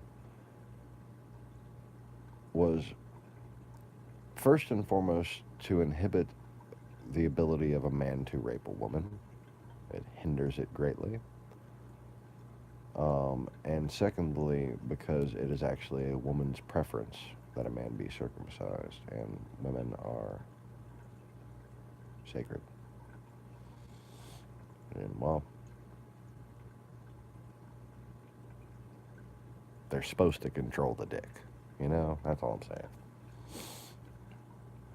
They're supposed to have their way with what the dick should be. They made the dick. They made the dick. Every dick was made inside of a woman. A woman gave you your dick.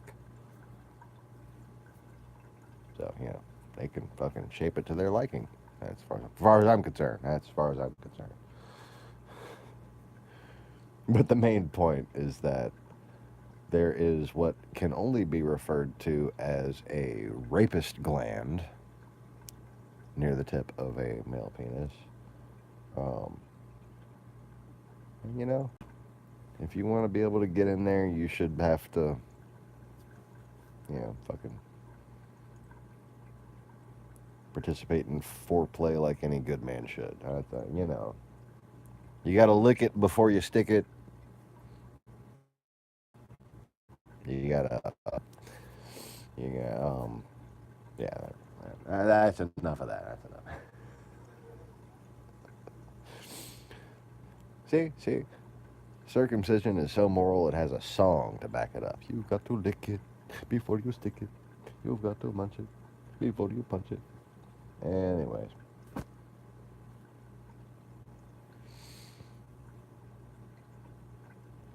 But that's not to say all uncircumcised men are rapists. It's just, you know, as a society, do you want to prevent your men from fucking having that tendency? Because you get a guy drunk and pissed off enough,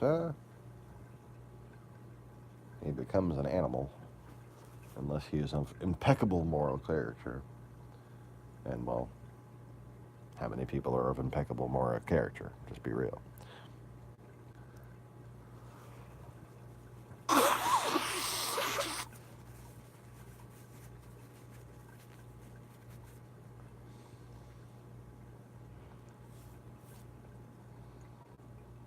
Anyways, boy, and I just fucking blew my nose that muted. I'm sorry. Jeez.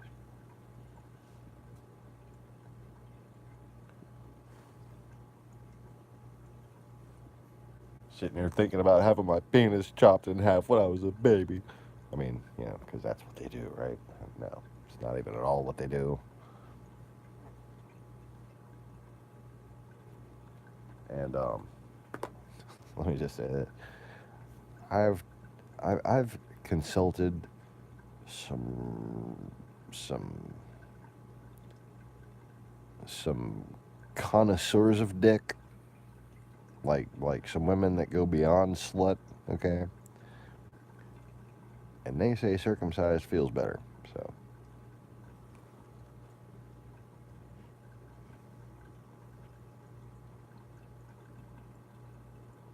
what, like, is there like a word for that, like a peniseur or something? A cockologist?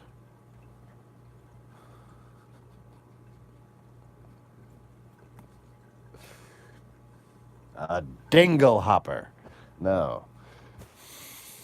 Well, yeah.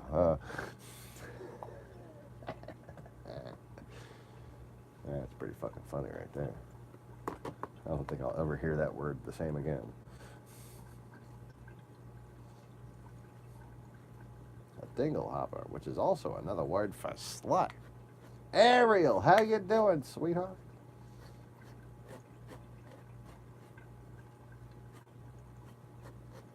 How you doing, you scaly little slut?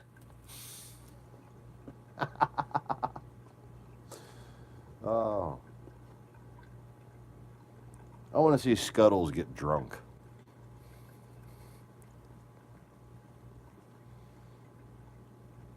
Cockmologist.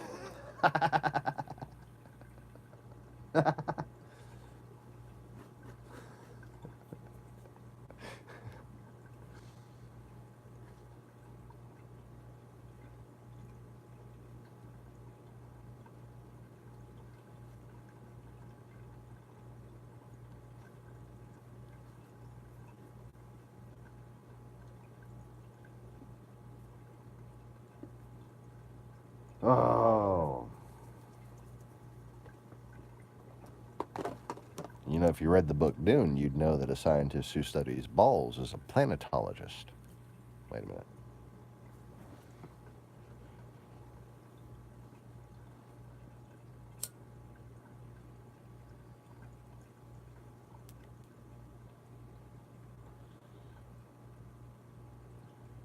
All right. I need to take a little break, and then we will come back and discuss the remaining two things before getting back to whatever the hell the closer on hate was supposed to be. I can't remember right now. I guess we'll find out if I remember it. Yay. Bubbles.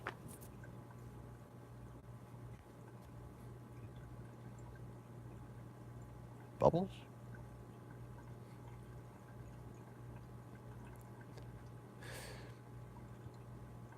I'm confused. Horseshoes. Pink elephants? I don't know. You lost me. Oh, damn it. Why isn't my phone charging? The usual reason. Smoky bubbles.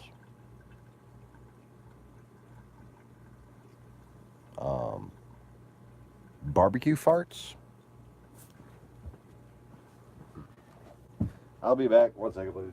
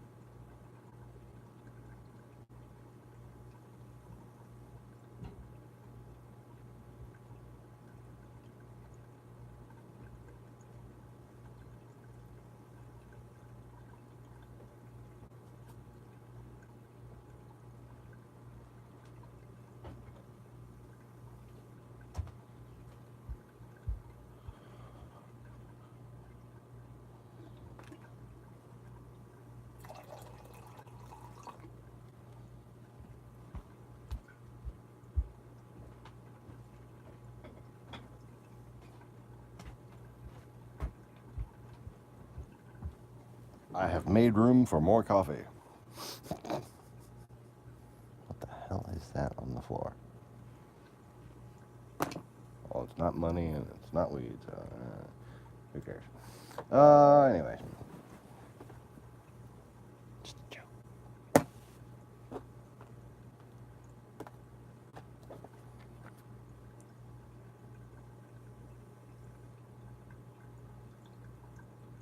So.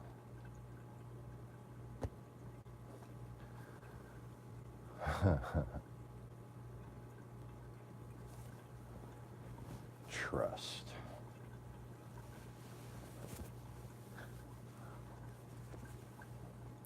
I really disdain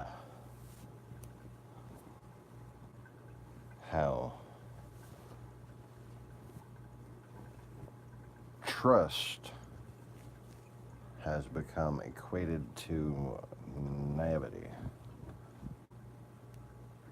And no, I'm not going to pronounce it naivete because I don't have a cock in my mouth.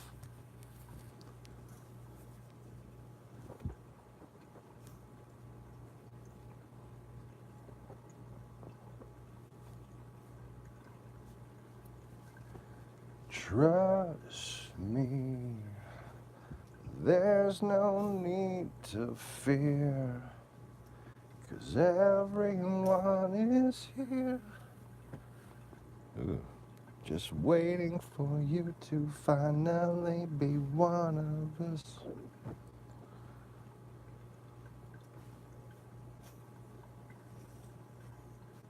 But I disdain how even like the want to trust other people has become sort of laughed at. You know?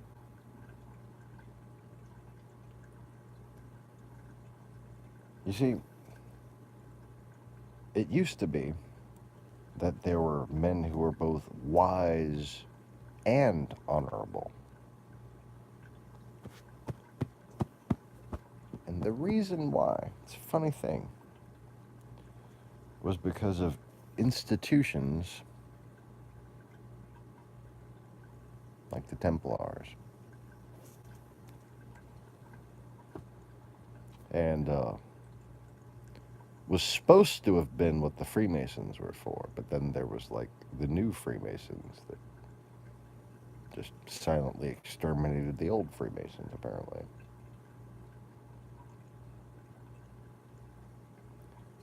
At the very best, all I can determine is that their doctrines, as were given to them by me, have been altered. That's the best case scenario. Indeed.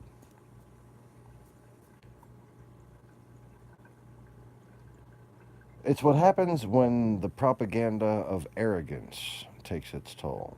You see, when you send people to a place to make them think that they are mighty, then they become complacent. And then they stop thinking in terms of, you know, real world planning. And that's all that's happened here. We've fallen for such basic old fucking tricks, most of which we have written in our own history books. As limited as they are, you know.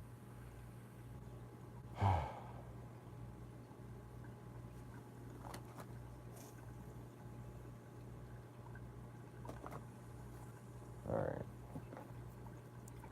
Fucking time is it? Alright, that's not too bad. Yeah.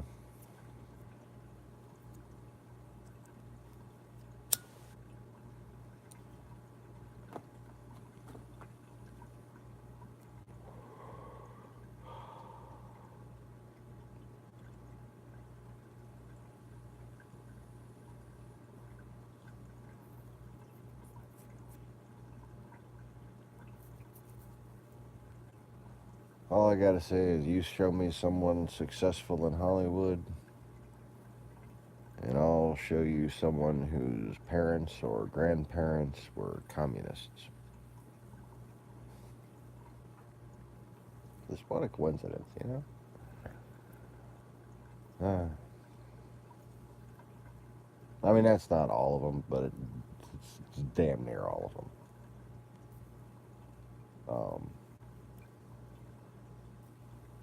And in some ways, the remainder of that is actually mostly the real Jews in the situation. Like Hollywood is comprised of false Jews and non-Jews, and then the people who are actually, a lot of them assassinated recently, were people that were non-Orthodox but still faithful actual Jews. And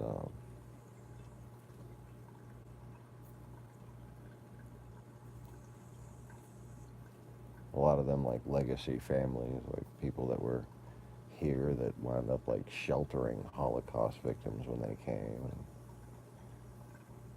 you know, like all the hatred against Jews as if they were the ones up to the shit. Not false Jews. You're gonna hate real Jews on the actions of false Jews. It's fucking, it hurts my brain.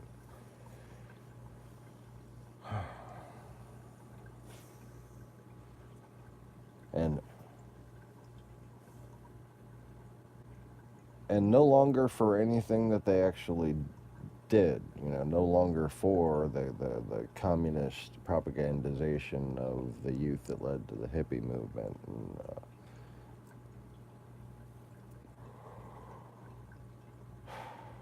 the assault on the Christian church, basically calculated plan towards lukewarmness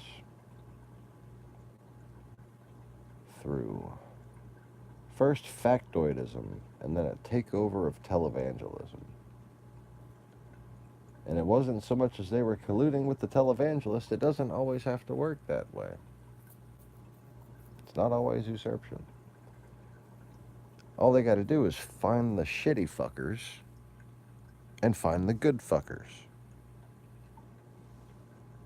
And they make sure the good fuckers get suppressed while the shitty fuckers get random anonymous donations. Hooked up with book publishers and stuff like that. Just people come their way and help them out.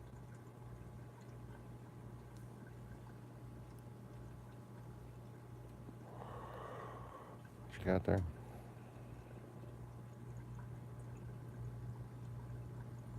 I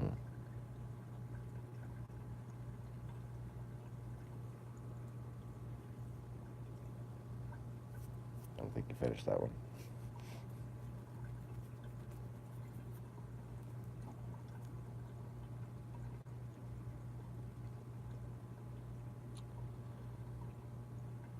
But see, there's this whole idea that Hollywood is controlled by Jews. No, it's not controlled by Jews. There's a lot of real Jews who, for good reason, wanted to control the entertainment business, okay? Because of what they learned in Nazi Germany. Because if you go and look at the earliest Nazi propaganda, it starts as entertainment. Did you know that?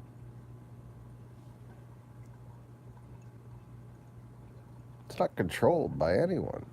That's the thing. It's really not controlled by anyone, but, you know, the FCC has some control over it. But there's this whole, you know, the American delusion is that our government is some sort of all-powerful entity when it's not. That there are these big, vast communicative conspiracies where people act as units, and they don't. The thing about America is everybody's in competition with each other. You have some families that are friends with each other and they get each other contracts and they have a very large series of influence in different arenas. That is the case for the car business, the movie business, the banking business. That's the same for politics. And you know what? It should be, because people who know politics on a loyal level should teach their kids and should teach their friends and their families and stuff like that. People who know the car business in an ethical way, you know, not learn the car business from videotapes and shit like that. Learn the car business from growing up in the car business. Same thing with acting, you know. People just are easy. It's easy to paint a target on that because the Jews from Germany came here not wanting to get slaughtered again. You know, I don't know if you heard, there was this whole Holocaust thing. And if you were them, you'd want to be in the fucking news and entertainment business too after what you saw in Germany. Period. There's no conspiracy there. It's just a fucking wise decision. And that's, you know, it's not like all the fucking people on the TV are Jewish. It's just the exact number that should be if that was the case, plus the number of communist or Soviet infiltrators that have pretended to be, oh, I'm from Poland, you know. Oh, I'm from Canada, but I was actually born in St. Petersburg. There's a lot of those, and those are the ones that you should be worried about, not fucking Barbara Streisand. You know what I'm saying?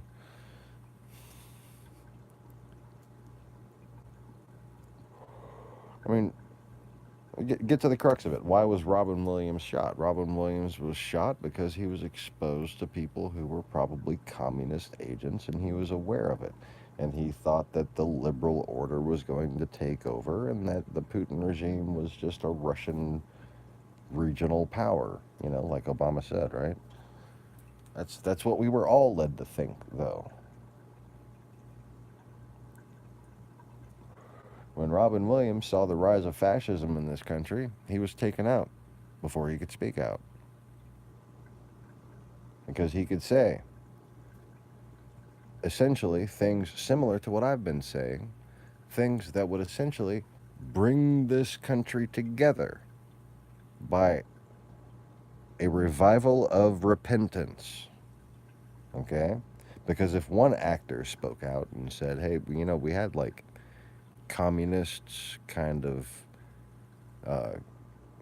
you know, praising us the more we gave scripts that attacked religion and stuff like that and brought in like Eastern philosophies and stuff into Christian living rooms, basically.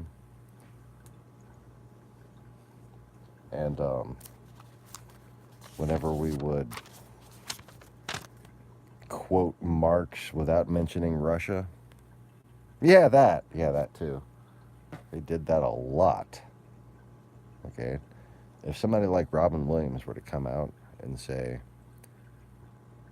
that thing that Yuri Bezmenov said about the liberals being used to give rise to a fascist state, that's kind of happening here.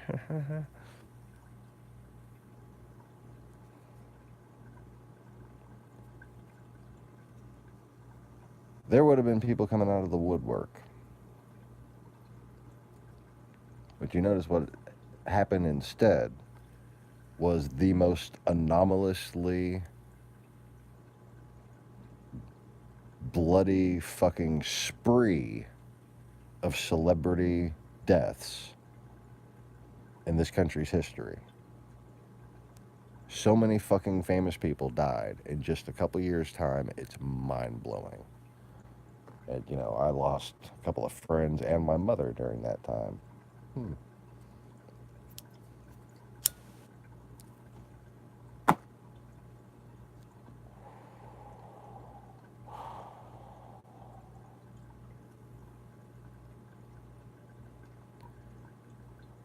But at least I know my mom had it coming. She'd been fighting cancer for a long time.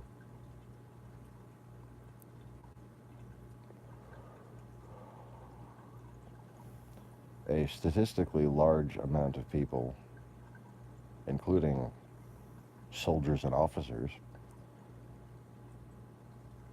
have committed suicide by hanging. You know, as someone who suffered from extreme depression, and I did,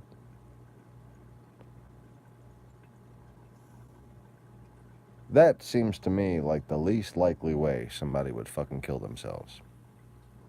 Okay?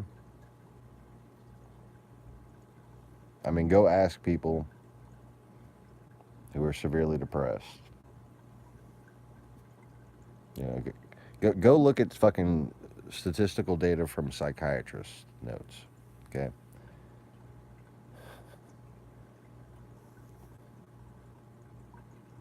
From suicide attempts.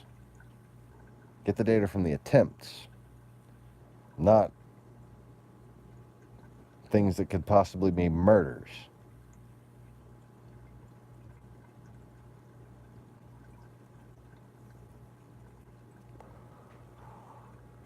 Like, this person had multiple fucking attempts and eventually they succeeded.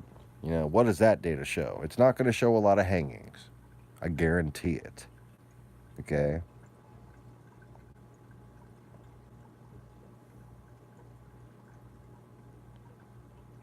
First of all,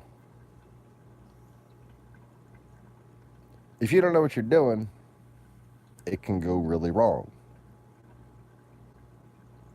And second of all, if you do know what you're doing, it's still going to go really wrong. That is not a pleasant, quick, clean way to go. You lose control of all of your shit.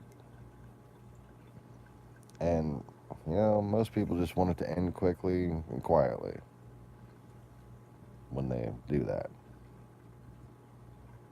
So I call bullshit on Robin Williams, and the list is too numerous for me to even try. But while Russia is engaging in psychological warfare against your country, and celebrity and soldier deaths go up statistically, there are no fucking coincidences. Okay?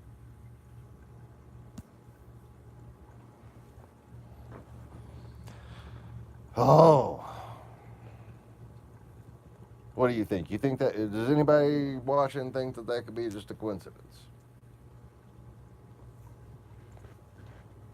I mean, even if it's not the result of actual murders, it has to at least be tied to the propaganda, especially on the right.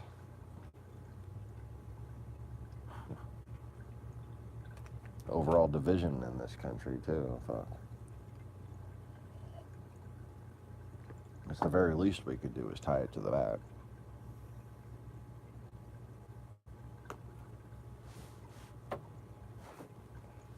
But we still think the Russians, all they can do is just make memes on Facebook, so, you know.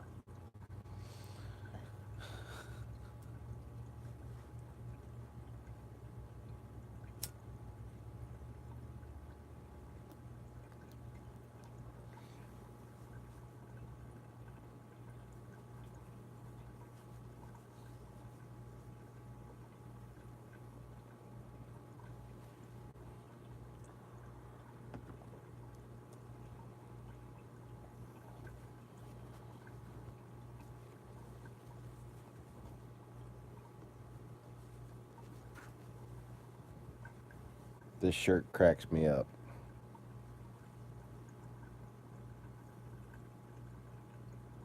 Pipe and steel. Cock and ball.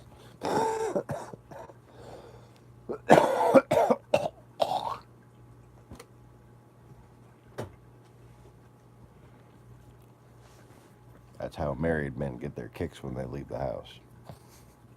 Just wear a subtly perverted t-shirt.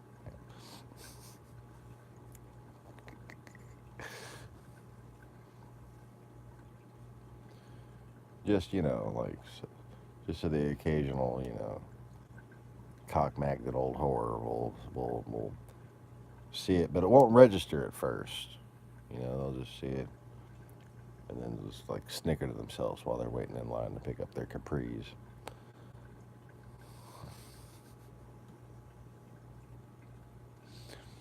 Capris, the cigarette of old plastic whores.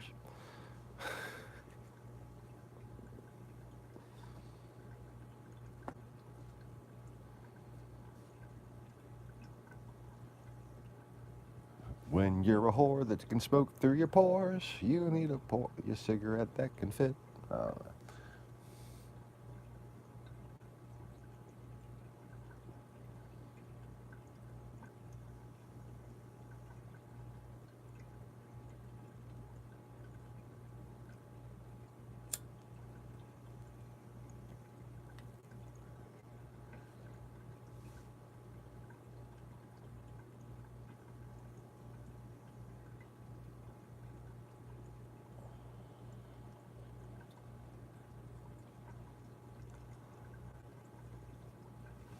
So, did I miss anything?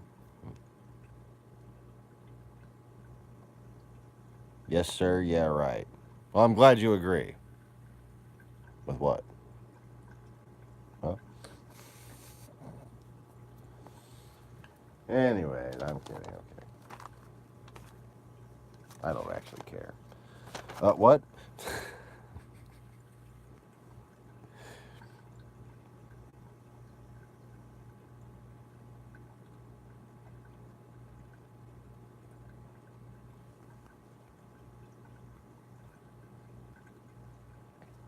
Hold up. Now I'm finding new levels of confusion.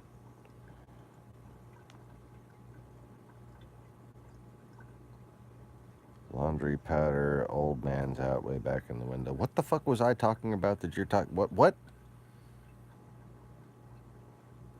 I don't think I've ever been more confused in my life. Well, maybe, but I don't think I've ever been more confused in the past 5 minutes. Oh, okay.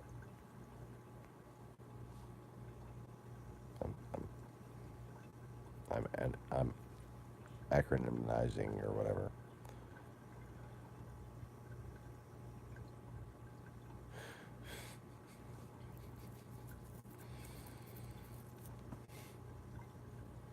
I kind of get that. I think there's more to be gotten, but I'm not sure. Anyways. Oh, I'm glad I left cigarettes in the car for my wife because I'm not going to have any to give her in the morning.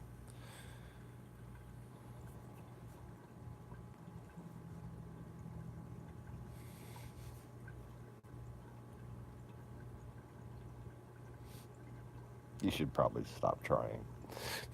You know. Anyway.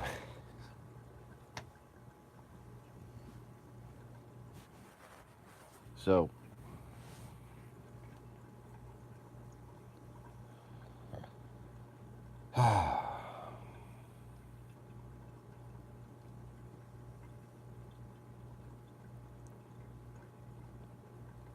I put a lot of effort in this channel,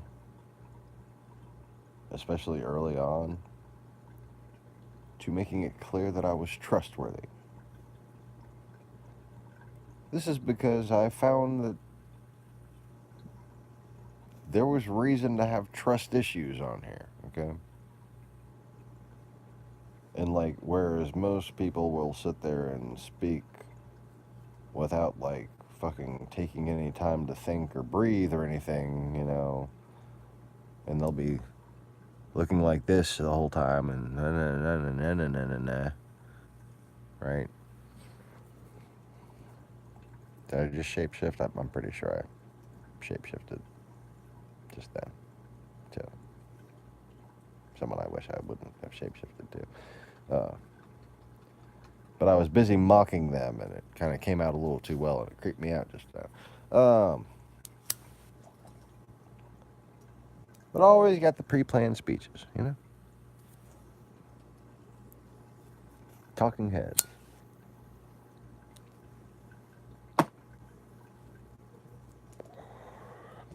Sorry about the shape-shifting thing, or to mention that it was possible that I did such a thing, but we were kind of discussing that the other night.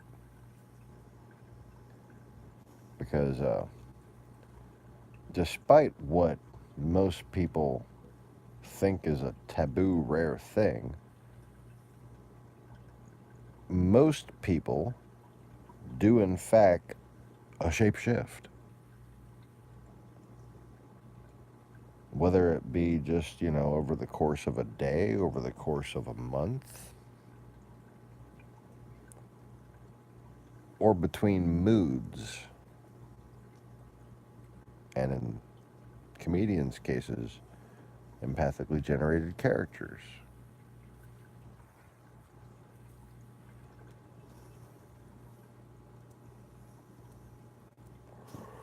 So, as usual, the closed mind fails. And,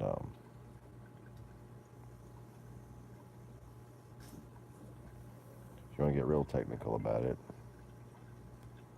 I'm only corporeal by choice, so the very idea that I have a shape is somewhat a matter of perspective to begin with.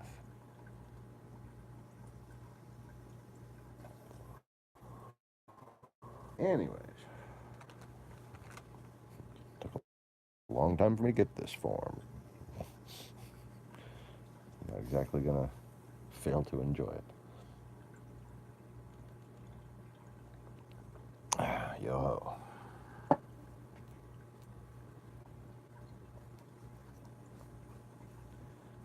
But anyways,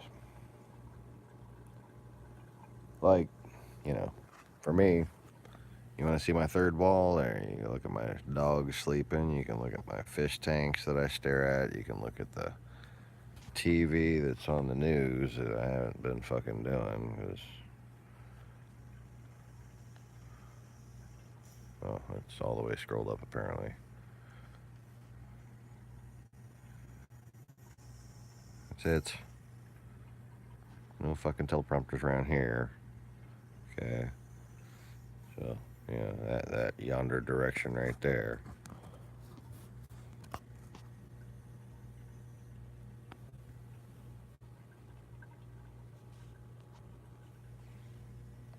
That's where I was moving the phone.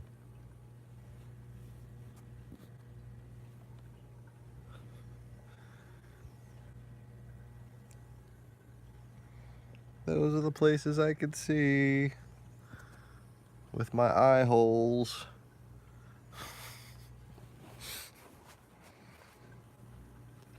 The only shit I read is written in this little crappy notepad, or the one before it, or the one before that.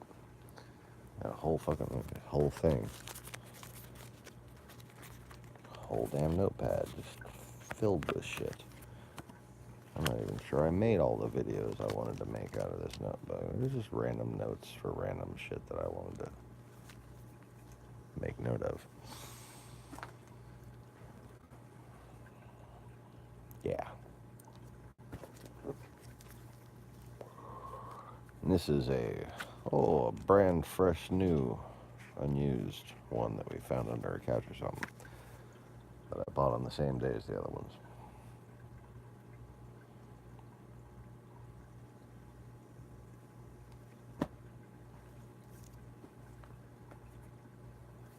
But like, the entire list of things earlier, things about me that have been proven, that make it really obvious who I am and why I'm here and everything.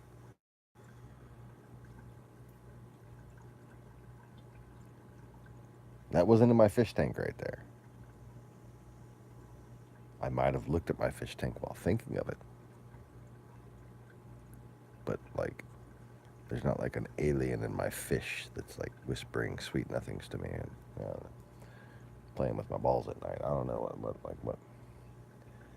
what people who don't trust me could possibly fucking think. I'm either right about shit or I'm a genuine crazy person. In the beginning, it would have been valid to consider me a genuine crazy person, but I was willing to consider that about myself but put myself out here for entertainment purposes, for fucking, I don't care. By all means, come see the freak show, to quote myself. But the fact of the matter is, this genuine crazy person has made more accurate, proven analysis than anybody else on the entirety of YouTube. So fuck off if you think I'm crazy at this point.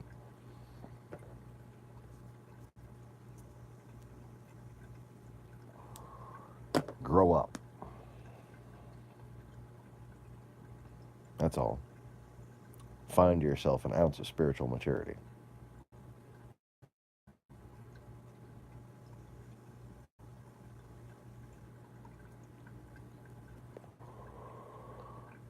Before Trump was even a fucking candidate,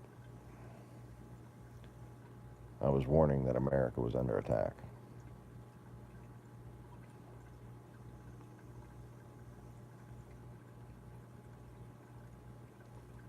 We didn't hear America was under attack until after he won the fucking election. Supposedly. After he won the election.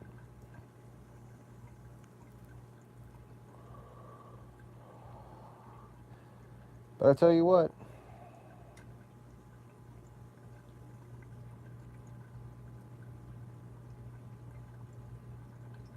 things happen for a reason. And the FBI just doesn't seem to know exactly how badly they need my help, and didn't see how badly they needed my help 3 years ago.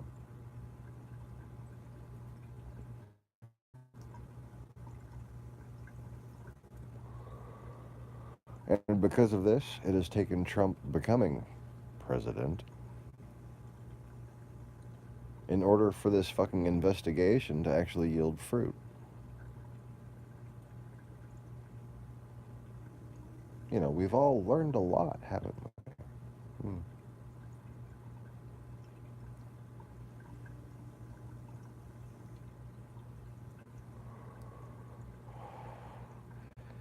I'd say one thing we've learned is that the things that I've been stubbornly sticking to all along, the more the investigation into Trump reveals, the more it seems like I was right.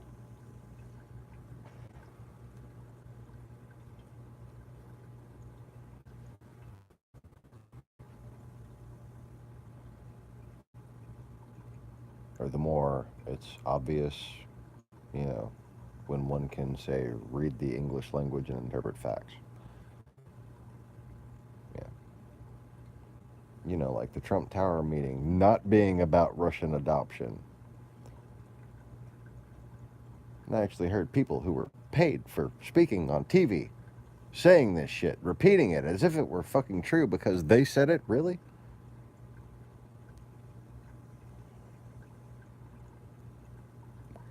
But still people don't understand. Every increment you move closer to the extreme that I say that you don't want to accept. He is the defiler. He does the things he does not for political support, but with the full knowing intention of causing civil unrest.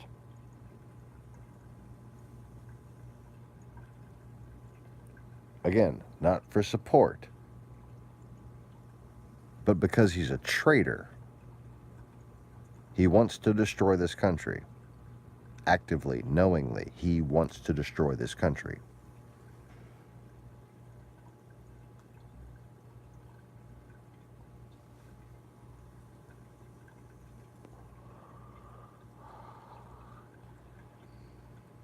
He considers its destruction inevitable, and if he can make an out for himself by, you don't think he would?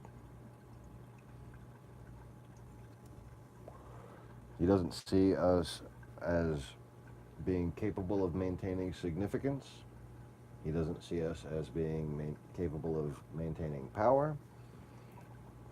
He knows from experience the consequences of debt. And we, unlike he, do not have Russia to turn to for money. We've already turned to China for enough. Allegedly. I haven't checked on the recent accurate number, but let's just say it often gets blown out of proportion just how much of our debt China actually, quote, owns. But it's more than I'd like them to. It's more than I'd like any foreign power, because it's more debt than we should fucking be in. But,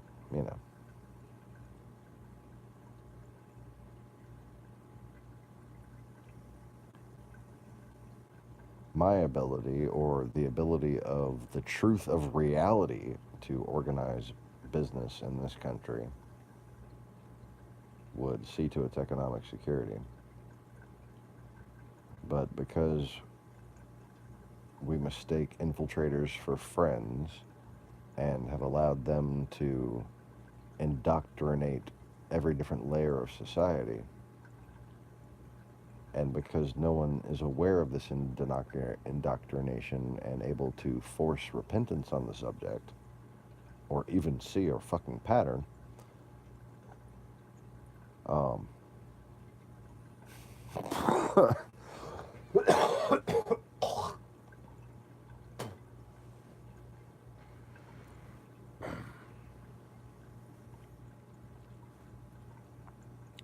there's no cooperation in business in this country. There's no honor amongst major American companies.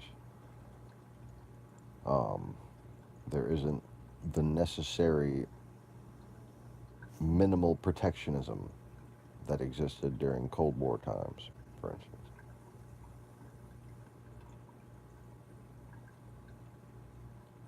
And I don't mean like trade-based protectionism, although smarter trade like Obama was proposing would have been fucking helpful. The TPP. And doing that in conjunction with NAFTA, as opposed to scrapping that and then amending NAFTA, would have been the better route. However, it would have only worked if and only if the American public was aware of its actual fucking national security situation.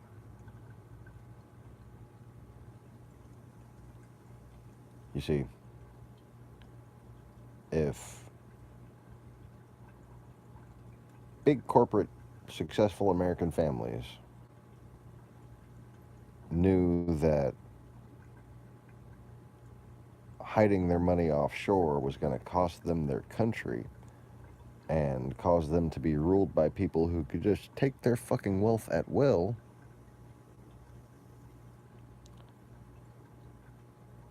they might be feeling a little more patriotic with their capital.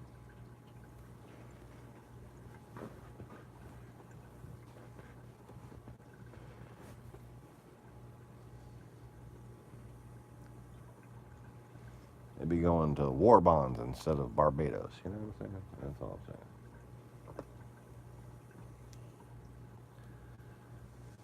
Oh, leaning in like that fucking kills my back. Oh, Jesus.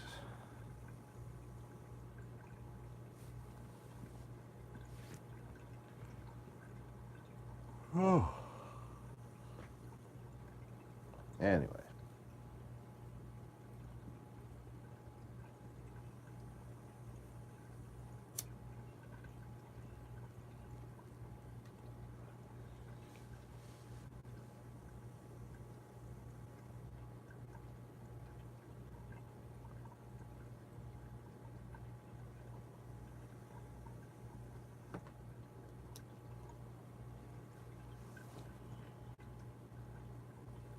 So,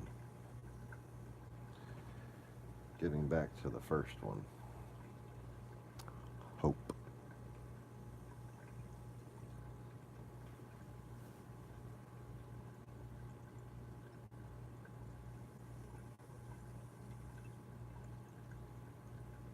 Does anybody really have a clear one that isn't some delusion set before them anymore? You know? See, the hope for the liberal socialist utopia, right? On one side. And then the hope for the Mahdi on the other.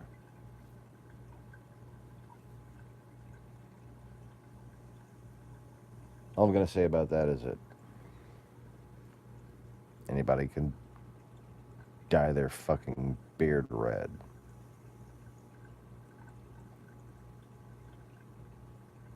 But I'm only indicating that prophecies are stolen quite frequently and used by other cultures for their intrinsic mystic value when I mention the fact that I have red haired.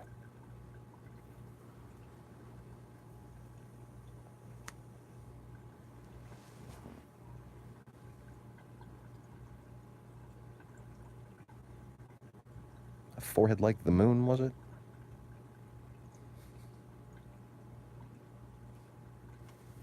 Including the big crater.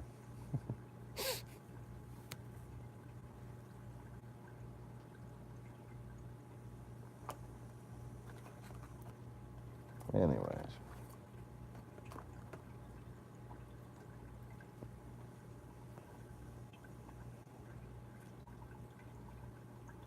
Anybody interested in that should read very deeply. They will find a lot of interesting analogies. But that is one of the reasons why, when it all comes down to it, it's everyone's problems that I can solve.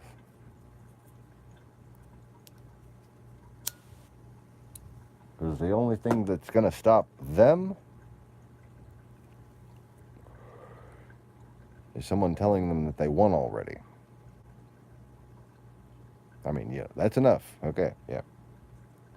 The world gets the point. But here's what you got wrong, and here's what you've won.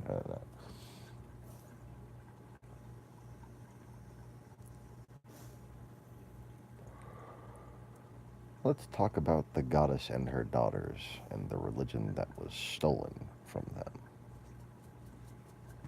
Because for some reason you still use it in the name of your little religion. And that confuses me.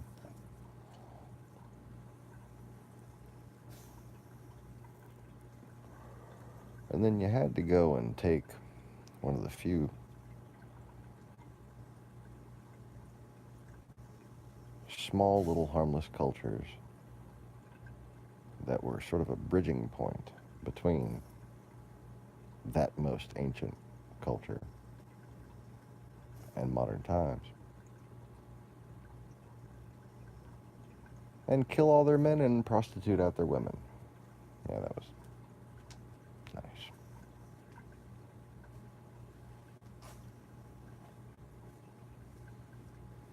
Why? Because I mentioned they existed.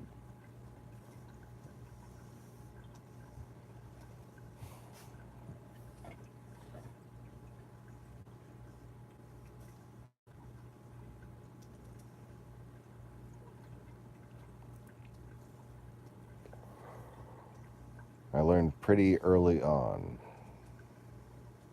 that everything I want to talk about on this channel can't necessarily be talked about on this channel. Because those kind of coincidences are more than I'm interested in.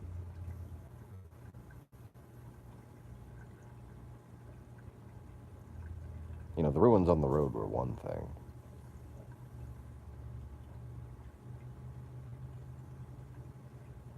Or what they did to the fucking Yazidis.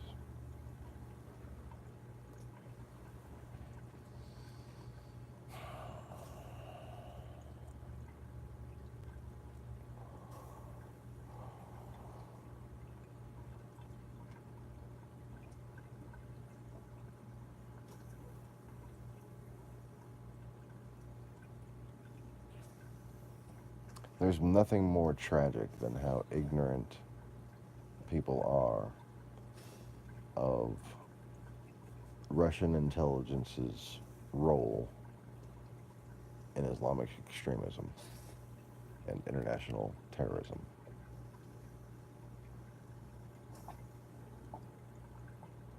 There's nothing more important. No greater national security threat as far as truths go.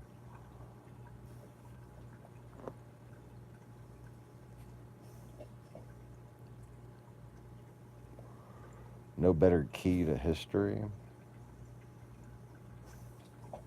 No better key to understanding just how deep Trump's collusion with Russia goes.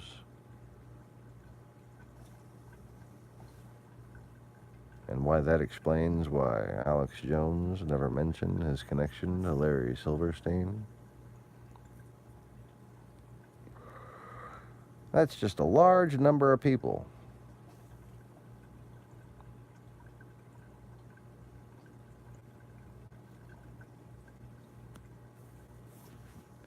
Alex Jones never talked about Russia until the Russians decided to try to tie Hillary Clinton to Russia. Oh yeah. And when I started trolling him, calling him a fucking communist agent, or calling him a Russian agent. And then he said anybody who called him a Russian agent was going to get a visit from him. So I called him a Russian agent a bunch more times. Because I didn't annihilate that motherfucker and 5 motherfuckers that look just like him. And then I'd beg for seconds.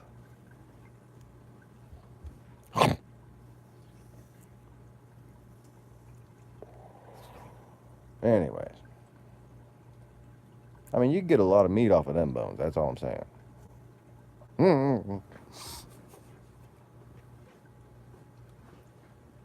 I'm not Tubby. I'm Big Bone.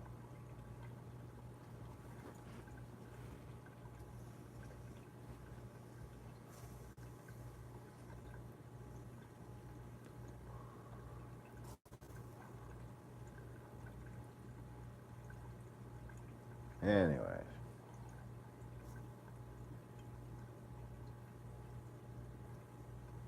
So you got your hopes of white man's utopia. And you got your hope of this religion, sex utopia, and that sex utopia, and that little group's utopia. In this country, you got the Christians thinking Jesus is going to come down from the sky in a chariot, and he's going to, I don't know, just smash everybody with his cock or something. I don't know.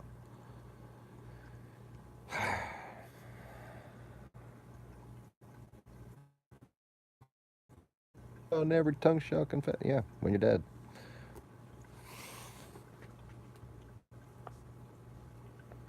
You're going to be rather embarrassed for how foolish you were. For how long?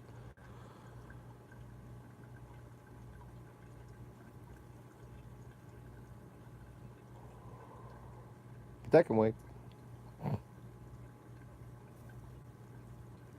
Technically, that exists without time to begin with, so, yeah. No hurry there, hoss.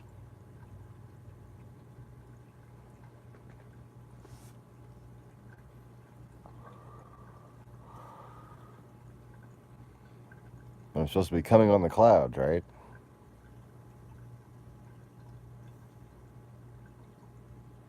You mean like Lil Jon would? No.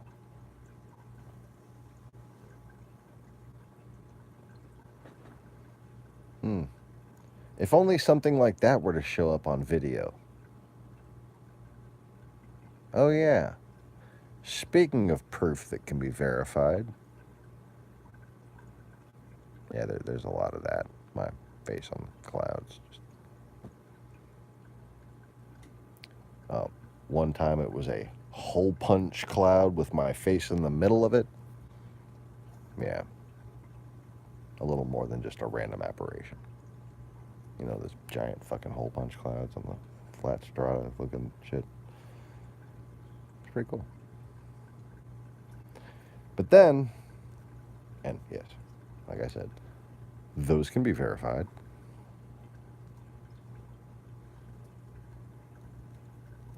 But then, there was the video where I turned the camera around and said, for people who doubt whether I, have to make multiple takes or, do any kind of weird, stupid shit to try to get lightning to show up when I raise my finger up, is this enough proof for you? And right when I raised my finger, guess what happened? Well, there's more. Because not only did lightning strike in the background right behind my finger lining up with it, which was cool, okay? But I went and I pause framed on that, and in the clouds in the background, the entirety of the clouds in the background was my face. And I've shared multiple copies of that image on Twitter, if you care to go see it. And of course, we back when I was using the laptop to do the broadcast with the graphics presentations, I showed all that. Just as I showed the video it was from, I think. I'm not sure whether we were successful in digging that one up. But it's, still on the fucking... Yeah, we did find it. Yes, we did definitely find it. But it is still on the channel. Anyways. Now all I gotta say is, as a Christian, and I still, consider myself a Christian, I don't believe that God would let that happen.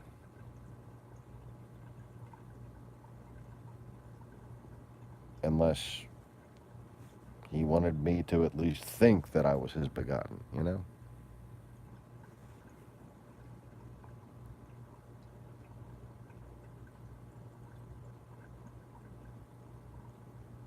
I mean, sky opened up, temple came down, dude comes out, says, "You're me." What? No thanks. Prove it. The heater had to go off right when I did that. Right when I said that.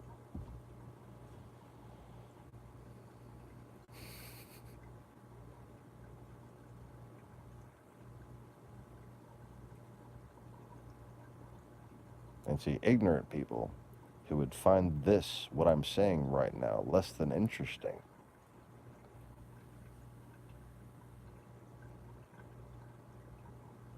don't know simple things that prove their ignorance in their attempted little childlike judgments of me. Fully man. Fully man.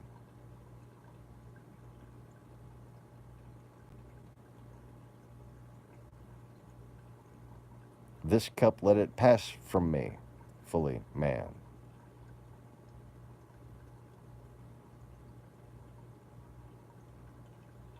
What kind of super person do you think wants to whine his way out of shit?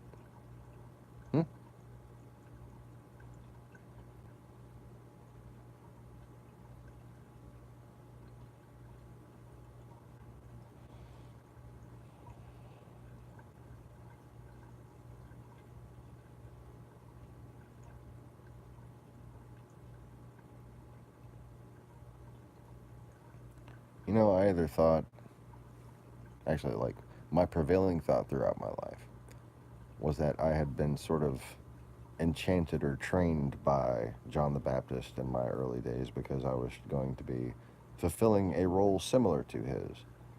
Then as I came to understand how, well, basically, when the whole Jacob's Ladder thing actually happened,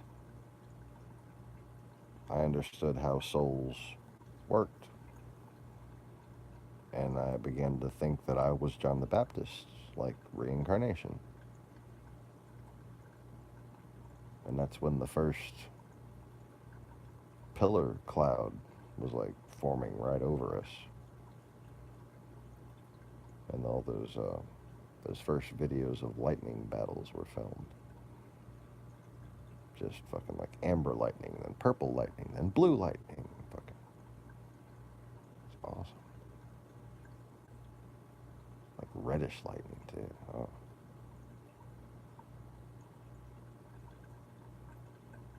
And like, you know, at the same time I sense what's actually going on there, I still sit and enjoy it as a human and just flash boom, oh, you know?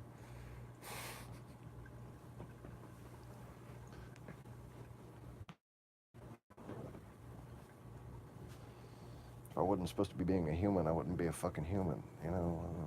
What am I supposed to be doing here? Being a human.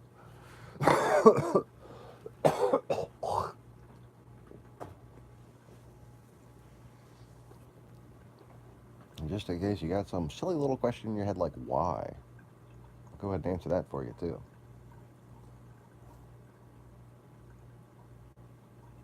There would be no point in doing things any other way.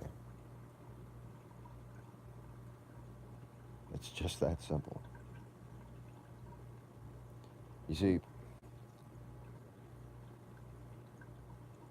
a parent doesn't have children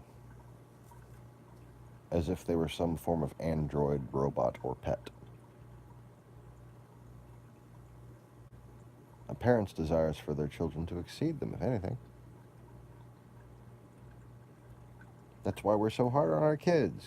We want them to we want damn sure to make sure kids lift up to our standards. And hopefully, can exceed them. Yeah, what about the laundry powder? I don't know.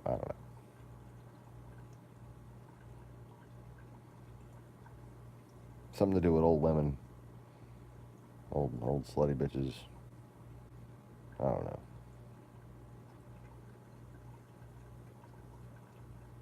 All they ever buy is Capri and laundry powder. Capri cigarettes and laundry powder, apparently.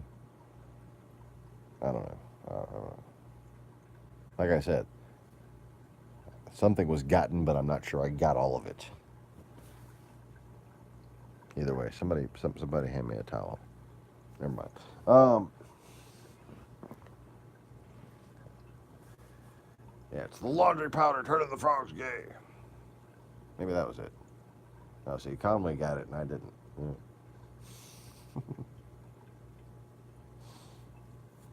Good kid.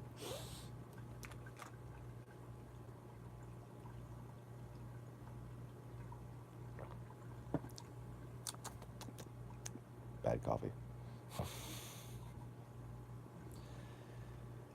But anyways, so the hope is essentially for basically a ruler, an enslaver of gods, basically. Do you not know to be careful what you wish for? And do you not know that if you're wishing for the wrong thing, you might be praying to the wrong god? So if you want as an enslaver, you're going to get an enslaver, which means you are worshiping an enslaver. Not the one who created you, because you should know that the one who created you wants you to have the free will that he gave you, because what is the word again? Created it.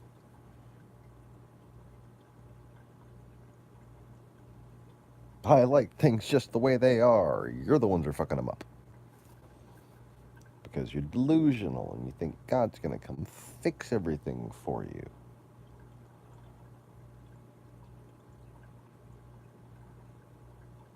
And the good people are like, God's going to save us. And the bad people are like, God can't save you. He didn't save us when we were little. Boo hoo hoo, we're going to take some more poor people's shit.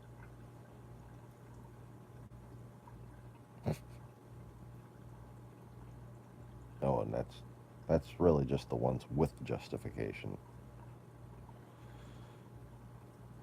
You know, the ones that'll actually be forgiven. I'm sorry, but people who had everything and then still became obsessed with things like selfish survival and revenge and just petty excuses to act indulgently, basically. They've used them nothing more than justifications for their actions, motivations to convince themselves not to feel guilty, like you have some sort of reason for doing what you're doing.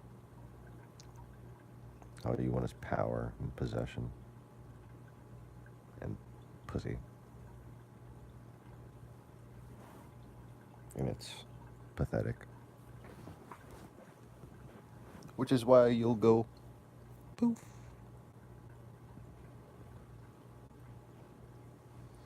But the ones who joined you because they felt sorry for themselves, because you propagandized them, because you lured them into your trials,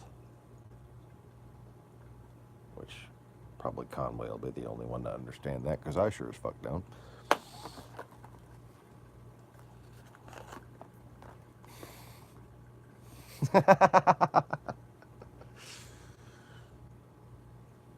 Yeah, pretty much. I think he got that right on accident, though. Oh, man. Oh, okay, I gotta stop. Oh, damn it. No. But I want to smoke this cigarette. It's already in my mouth and lit and shit. It's delicious. Ah, damn it. Take a couple, put it out. Take a couple drags, put it out. That's what I'm gonna do. I'm not gonna get back on topic and forget. So, nah.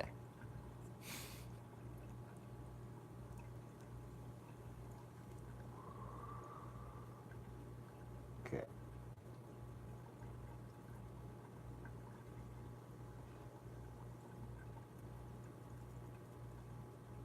I have successfully forced misery upon myself. Okay. Anyways.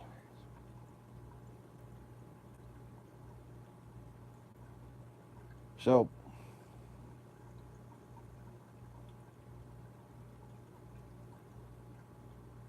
on the one hand, you have an end to free will. On the other hand, you have the nature of the definition of a creator. Okay. Not only does the creator not want the end to the free will that he gave you, but a creator more naturally wants his children to have a choice. You know? Parents don't enslave their children. Kidnappers do.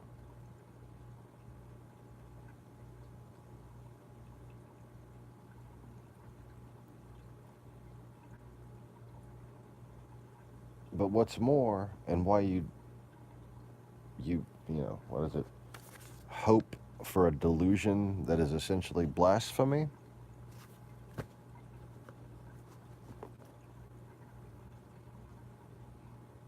It's not just because you quote Marx without mentioning Russia. It's because the very nature of this human state I'm in is to set an example. It's not... What would be the point in coming here as Superman and me telling you, here, look, do this? You just say, I can't do that. I'm not fucking Superman. So if I came here and did things by magical power and not through, you know, prayer and thoughtfulness and work and perseverance and caring and prayer and caring and worrying and caring too much. If I didn't have flaws, if I didn't have lots and lots of flaws, How would a flawed person ever have hope to change things for themselves, to do things for themselves, to live up to, the creator's expectations? You wouldn't do shit. I mean, all you have to do is understand, like, the end of the fucking Matrix movies to understand this. You make it too fucking good and humanity, bleh.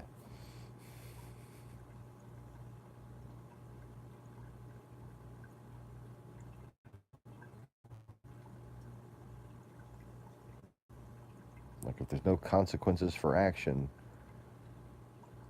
there's nothing but degradation.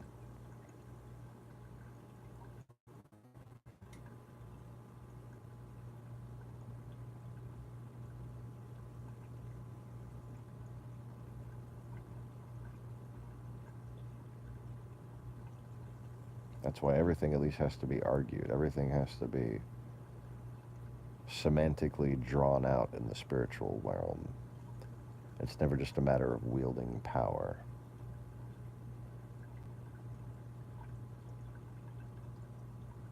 Although, that is one thing that makes me different. But I don't break my own rules because I put them there for reasons, and I have the curse of understanding them very well.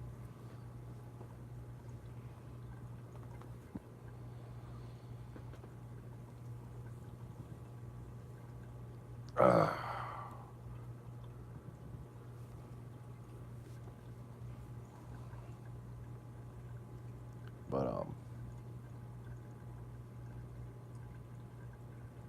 if the amount of echoes of demons given life on this plane brought back into it from the old one that I've managed to trap in one little space could be considered in a movie-like sense. It would have to be, what is it, Ghostbusters, when they have the little containment field thing, and oh, what would happen if they all got let out?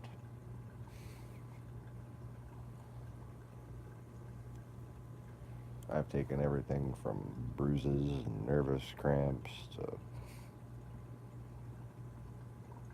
all kinds of shady shit and tossed it in there. I've yanked things out of capitals all over the world and tossed it in there.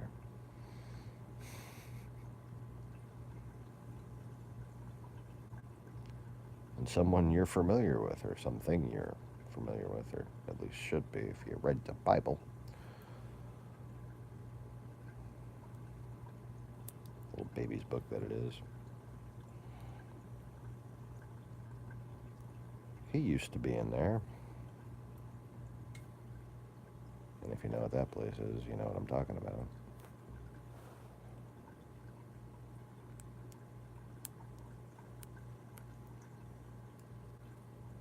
Interestingly enough, it just occurred to me that it may coincide with the, what I call the apparative constellation.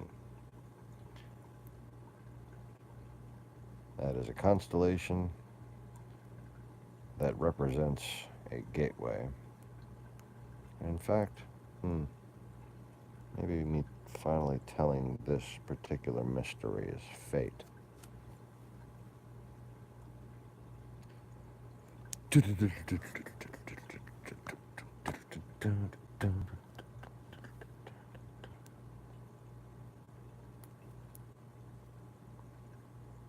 The constellation that followed me from one side of the balcony to the other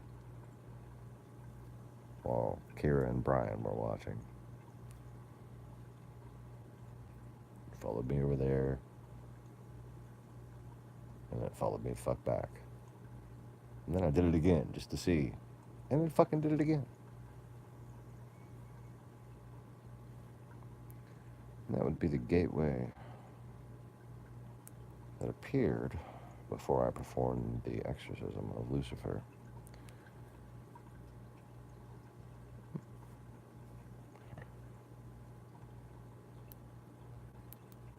And the particular gateway that I set up in the corner of whatever room I'm in, just to the right, always to the right, in the opposite corner. That's where I set up the gateway to the red abyss.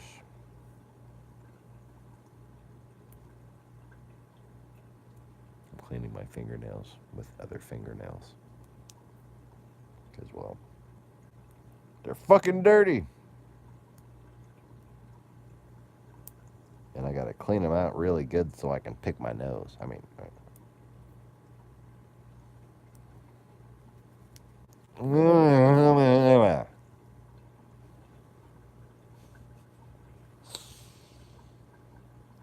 but anyways. So the fundamental tenets of why the false hope for Peter and Paul's version of Christ, but not Mary's.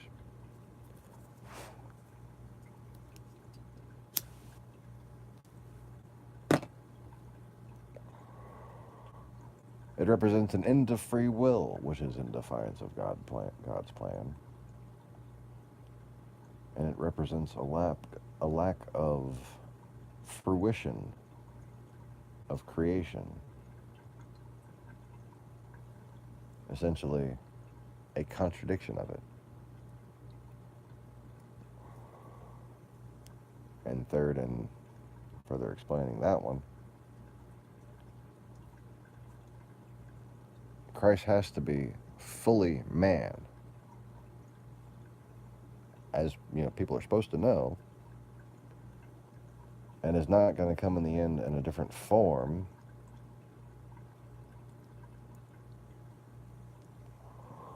because that would defeat the purpose of everything that had happened before now. There would be no point in existence itself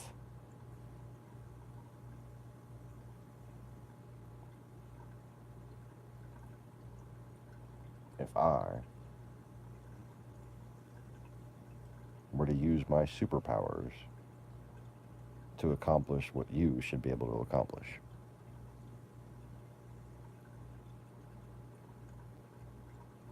So I have no superpowers by a technicality right now. And I kind of do, but I mostly don't. Mostly don't. Shh. Don't tell anyone.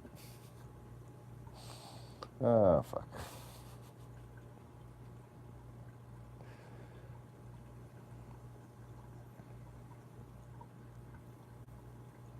Of the Craig Ferguson show, and just between you and me here on live TV.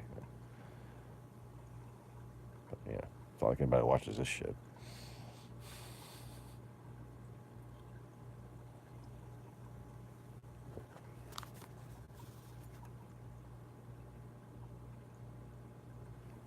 Farts. Talking points.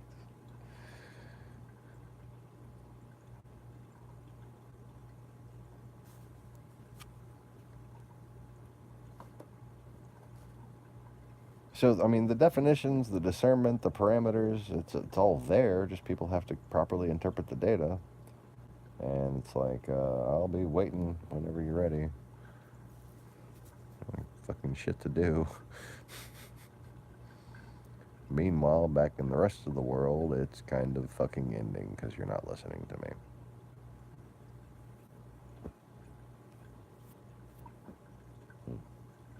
Fancy that. Suppose we should paint out the alternatives, because that would certainly be an appropriate segue back into the topic of this video, which I had planned for, you know, the final section.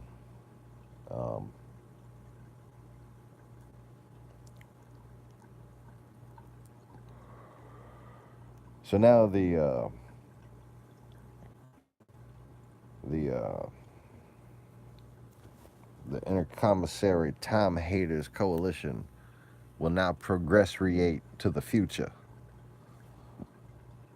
where we extrapolate exactly, or roughly, what's going to happen to this world without me uniting, scientists and rational people with religious wingnuts.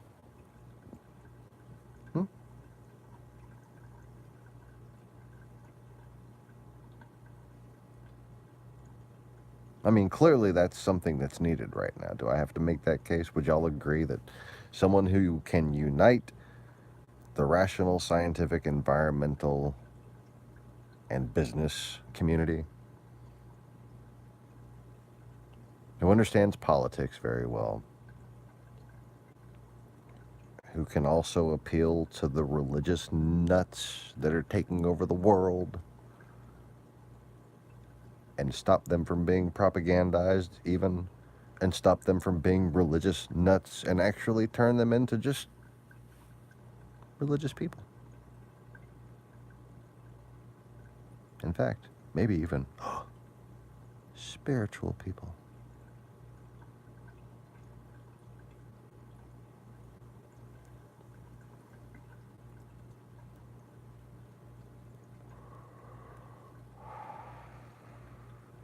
You see, religion is inherently a protectionist state. So when you have an end to people attacking religion, religion becomes spirituality.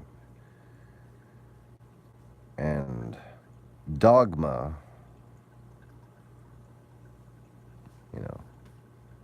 rigid beliefs yield to ideas and constructs. And that's the key.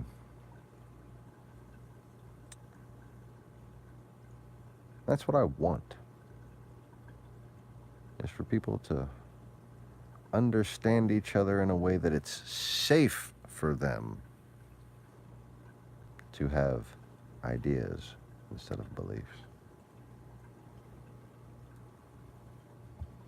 And by that I mean exhibiting the maturity commensurate.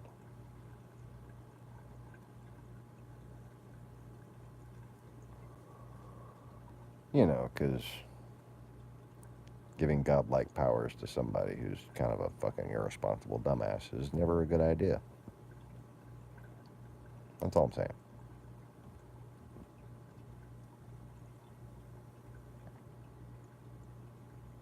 But the nature of the universe is such that procreation is a priority. And if you consider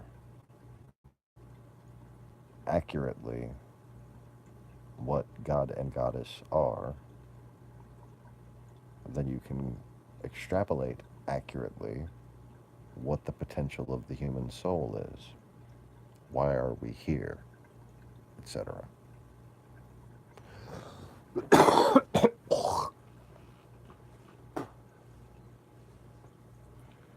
So you have two possible futures. You have the possible future in which the world is united towards progress and people stop hating each other, and every soul you encounter is seen as offspring of the very universe that you live in. We are all children of God. We are all one big family. Kids. Don't make me get the belt. Because the belt is just me going like this.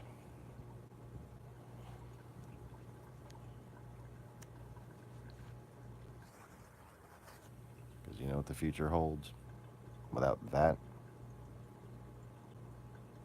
having to happen, because y'all wait too long to just listen to me and do the shit yourselves, I mean, all I've ever been fucking saying was like, we need some active measures, and like, I need to like communicate on the back end with some important people, and like get our fucking businesses organized in a like more Cold War oriented format.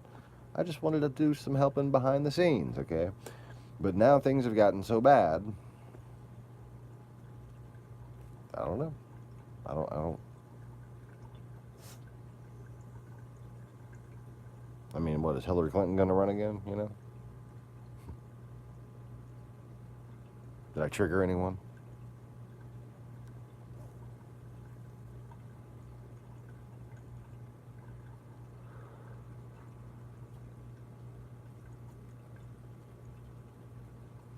I mean, I'm not ruling out people listening all of a sudden really quick and Mueller coming out with a fabulous fucking report that details out like 30 years of fucking history and just like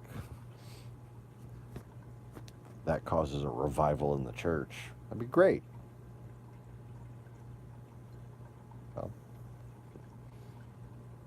build myself a nice fish store and fucking retire. Woohoo.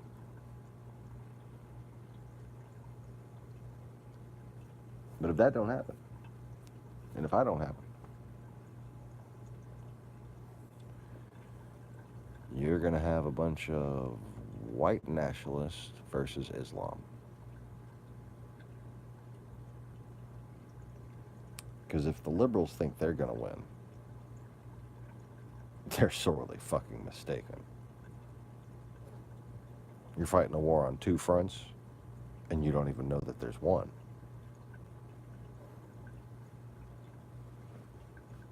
Atheists, you think you're gonna win? You think you're gonna have any say in the future? The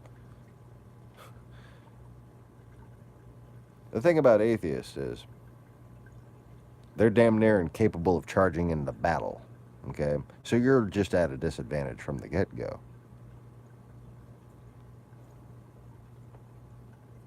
It's going to be the fundamentalists. One way or the other. And, you know, Putin, if he isn't a Muslim, is playing a dangerous game. More dangerous than I think he'd be stupid enough to play, which is why I think he's actually Muslim. And the game is as follows. The Muslims would be aware that he was using them and would eventually plan to destroy him. So if he wasn't a Muslim, they probably would have done that by now. And you're talking about 1 billion versus 100,000, so, you know. I mean, 100 million, excuse me. 100,000. No. 1 billion versus 100 million.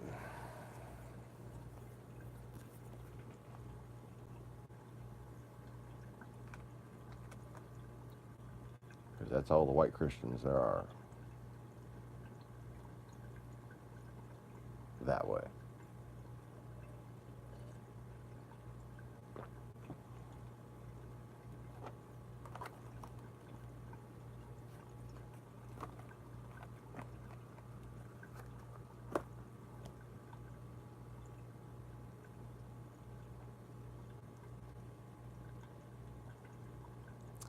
This whole lack of cigarettes is starting to piss me off. I mean, I was right there at the fucking store. I was right there. I could have just got cigarettes. I could have thought of that before I left the house and taken the money with me to get the damn cigarettes. One of those rare occasions where we actually have a little bit left over from the paycheck. You know, to spend on cigarettes and food and shit, you know, like day-to-day activities. Probably wouldn't last through Wednesday, but, you know, still.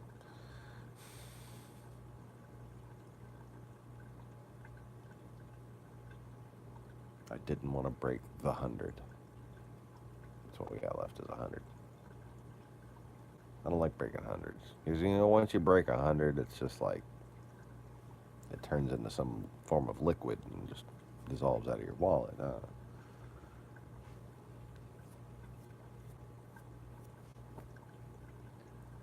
well.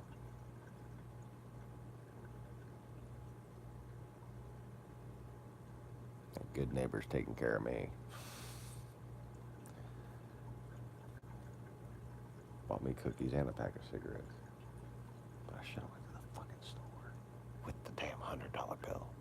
I just, it was late at night. I think in like manager terms, right? Just disappears. And I'm also like, you know, making like these multiple different calculations on my head regarding like, okay, I'm gonna be like increasing the amount of fucking desirable money to be stolen in a robbery. Like, you know, I wouldn't want that if I were her. You know, like you don't even know if she's got enough change to make that. And if I do, like, so I talked myself out of bringing the fucking thing, even though I knew I was having just one pack of damn cigarettes, and I've had it open most of the day.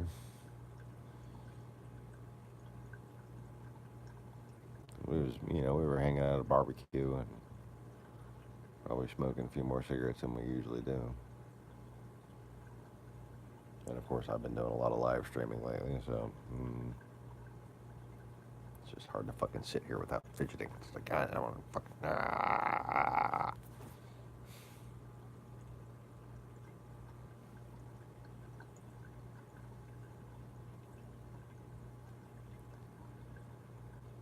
It just helps me think.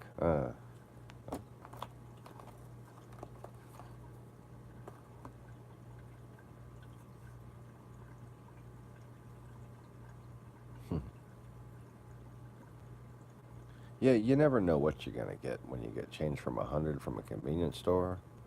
Oh man, if you wind up with like 21s or something more than that, oh,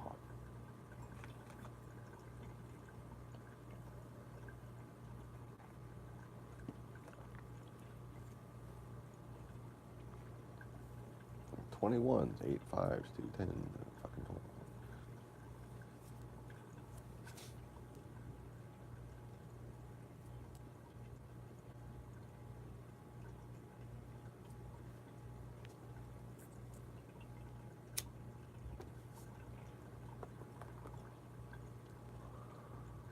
Ah.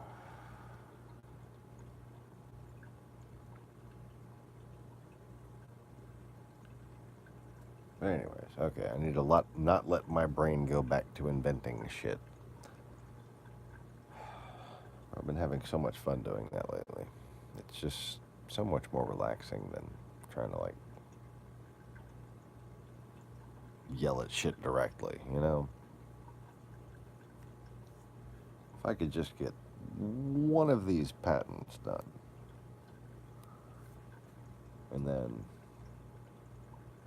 get an architectural patent on some building designs. Start flipping land.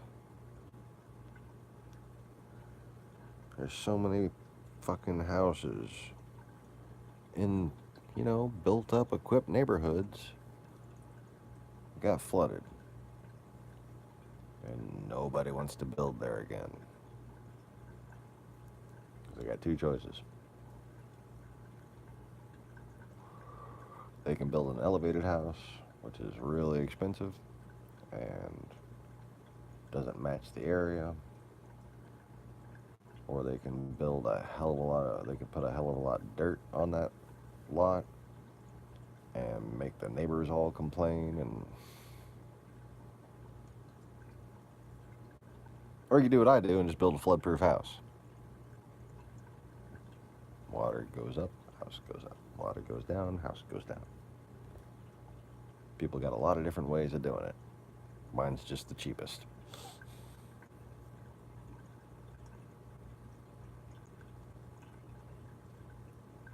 And sturdiest. And it's kind of pretty.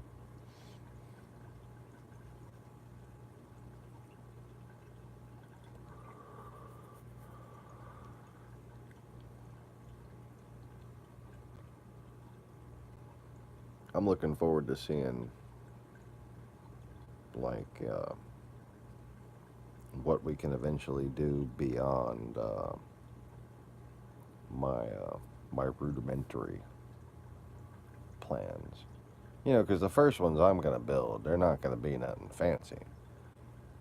But there's a lot of fanciness potential.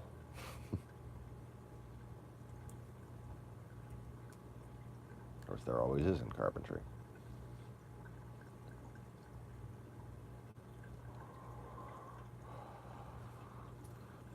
But I want to be, you know, setting up branches.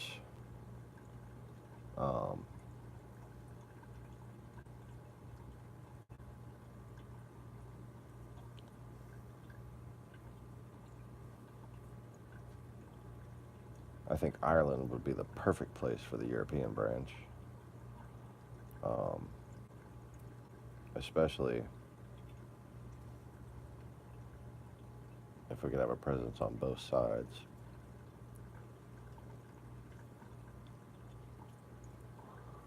And we could probably create at least 150 jobs in that one enterprise. So that should be good for that area. And then there's the possibility that this would be marketable in some of the floodable plains in Australia. Well, and not just there, but to the rest of Europe too, man.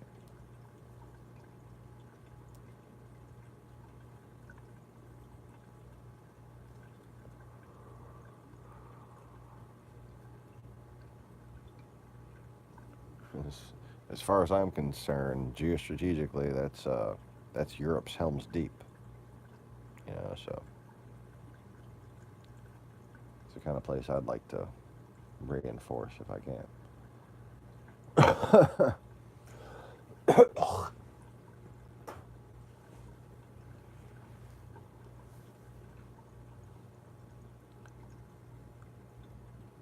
And then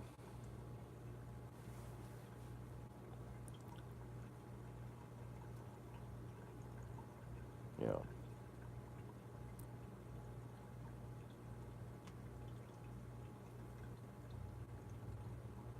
there's going to be a disease prevention technology that you and I are going to discuss, Conway. Probably at the point where I can afford to just fly you out here to talk to me about it.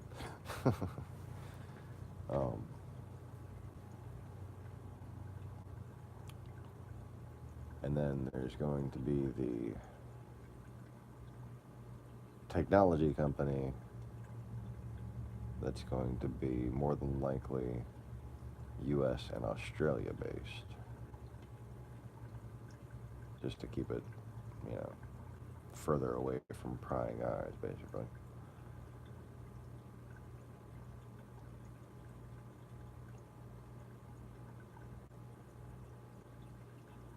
And then there's some here and there companies that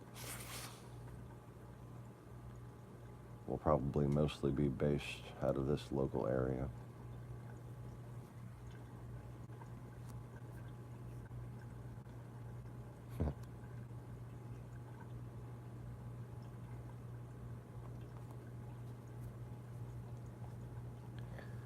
But pretty much every one of those companies is designed to save people or animals or the environment.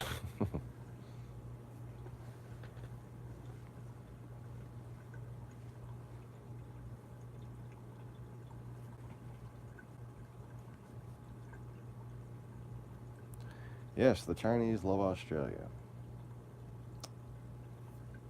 Quite well aware of that. But they can't have it.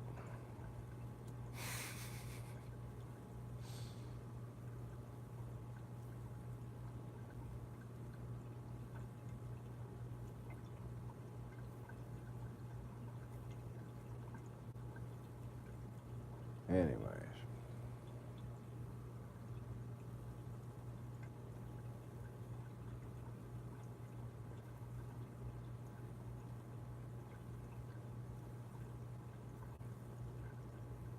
what I'll do in Australia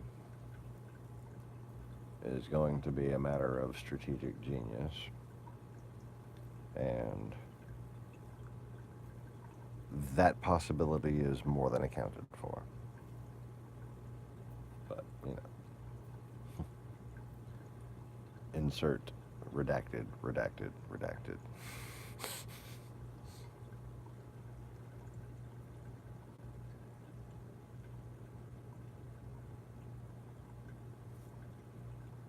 And if you don't think a lot of my technologies are going to be centered around preventing that sort of thing to begin with, ooh, you're in for a treat.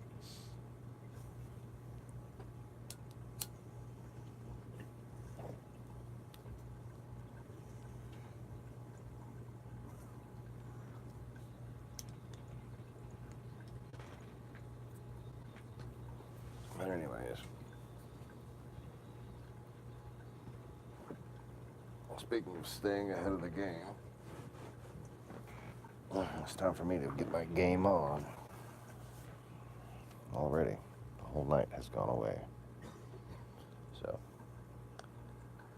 that's all for this little lecture.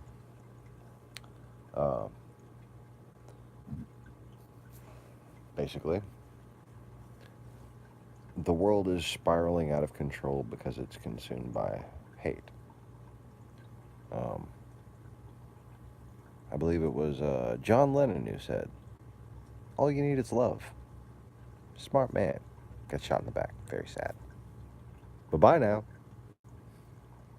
Don't forget to click the like button and subscribe and all that bullshit.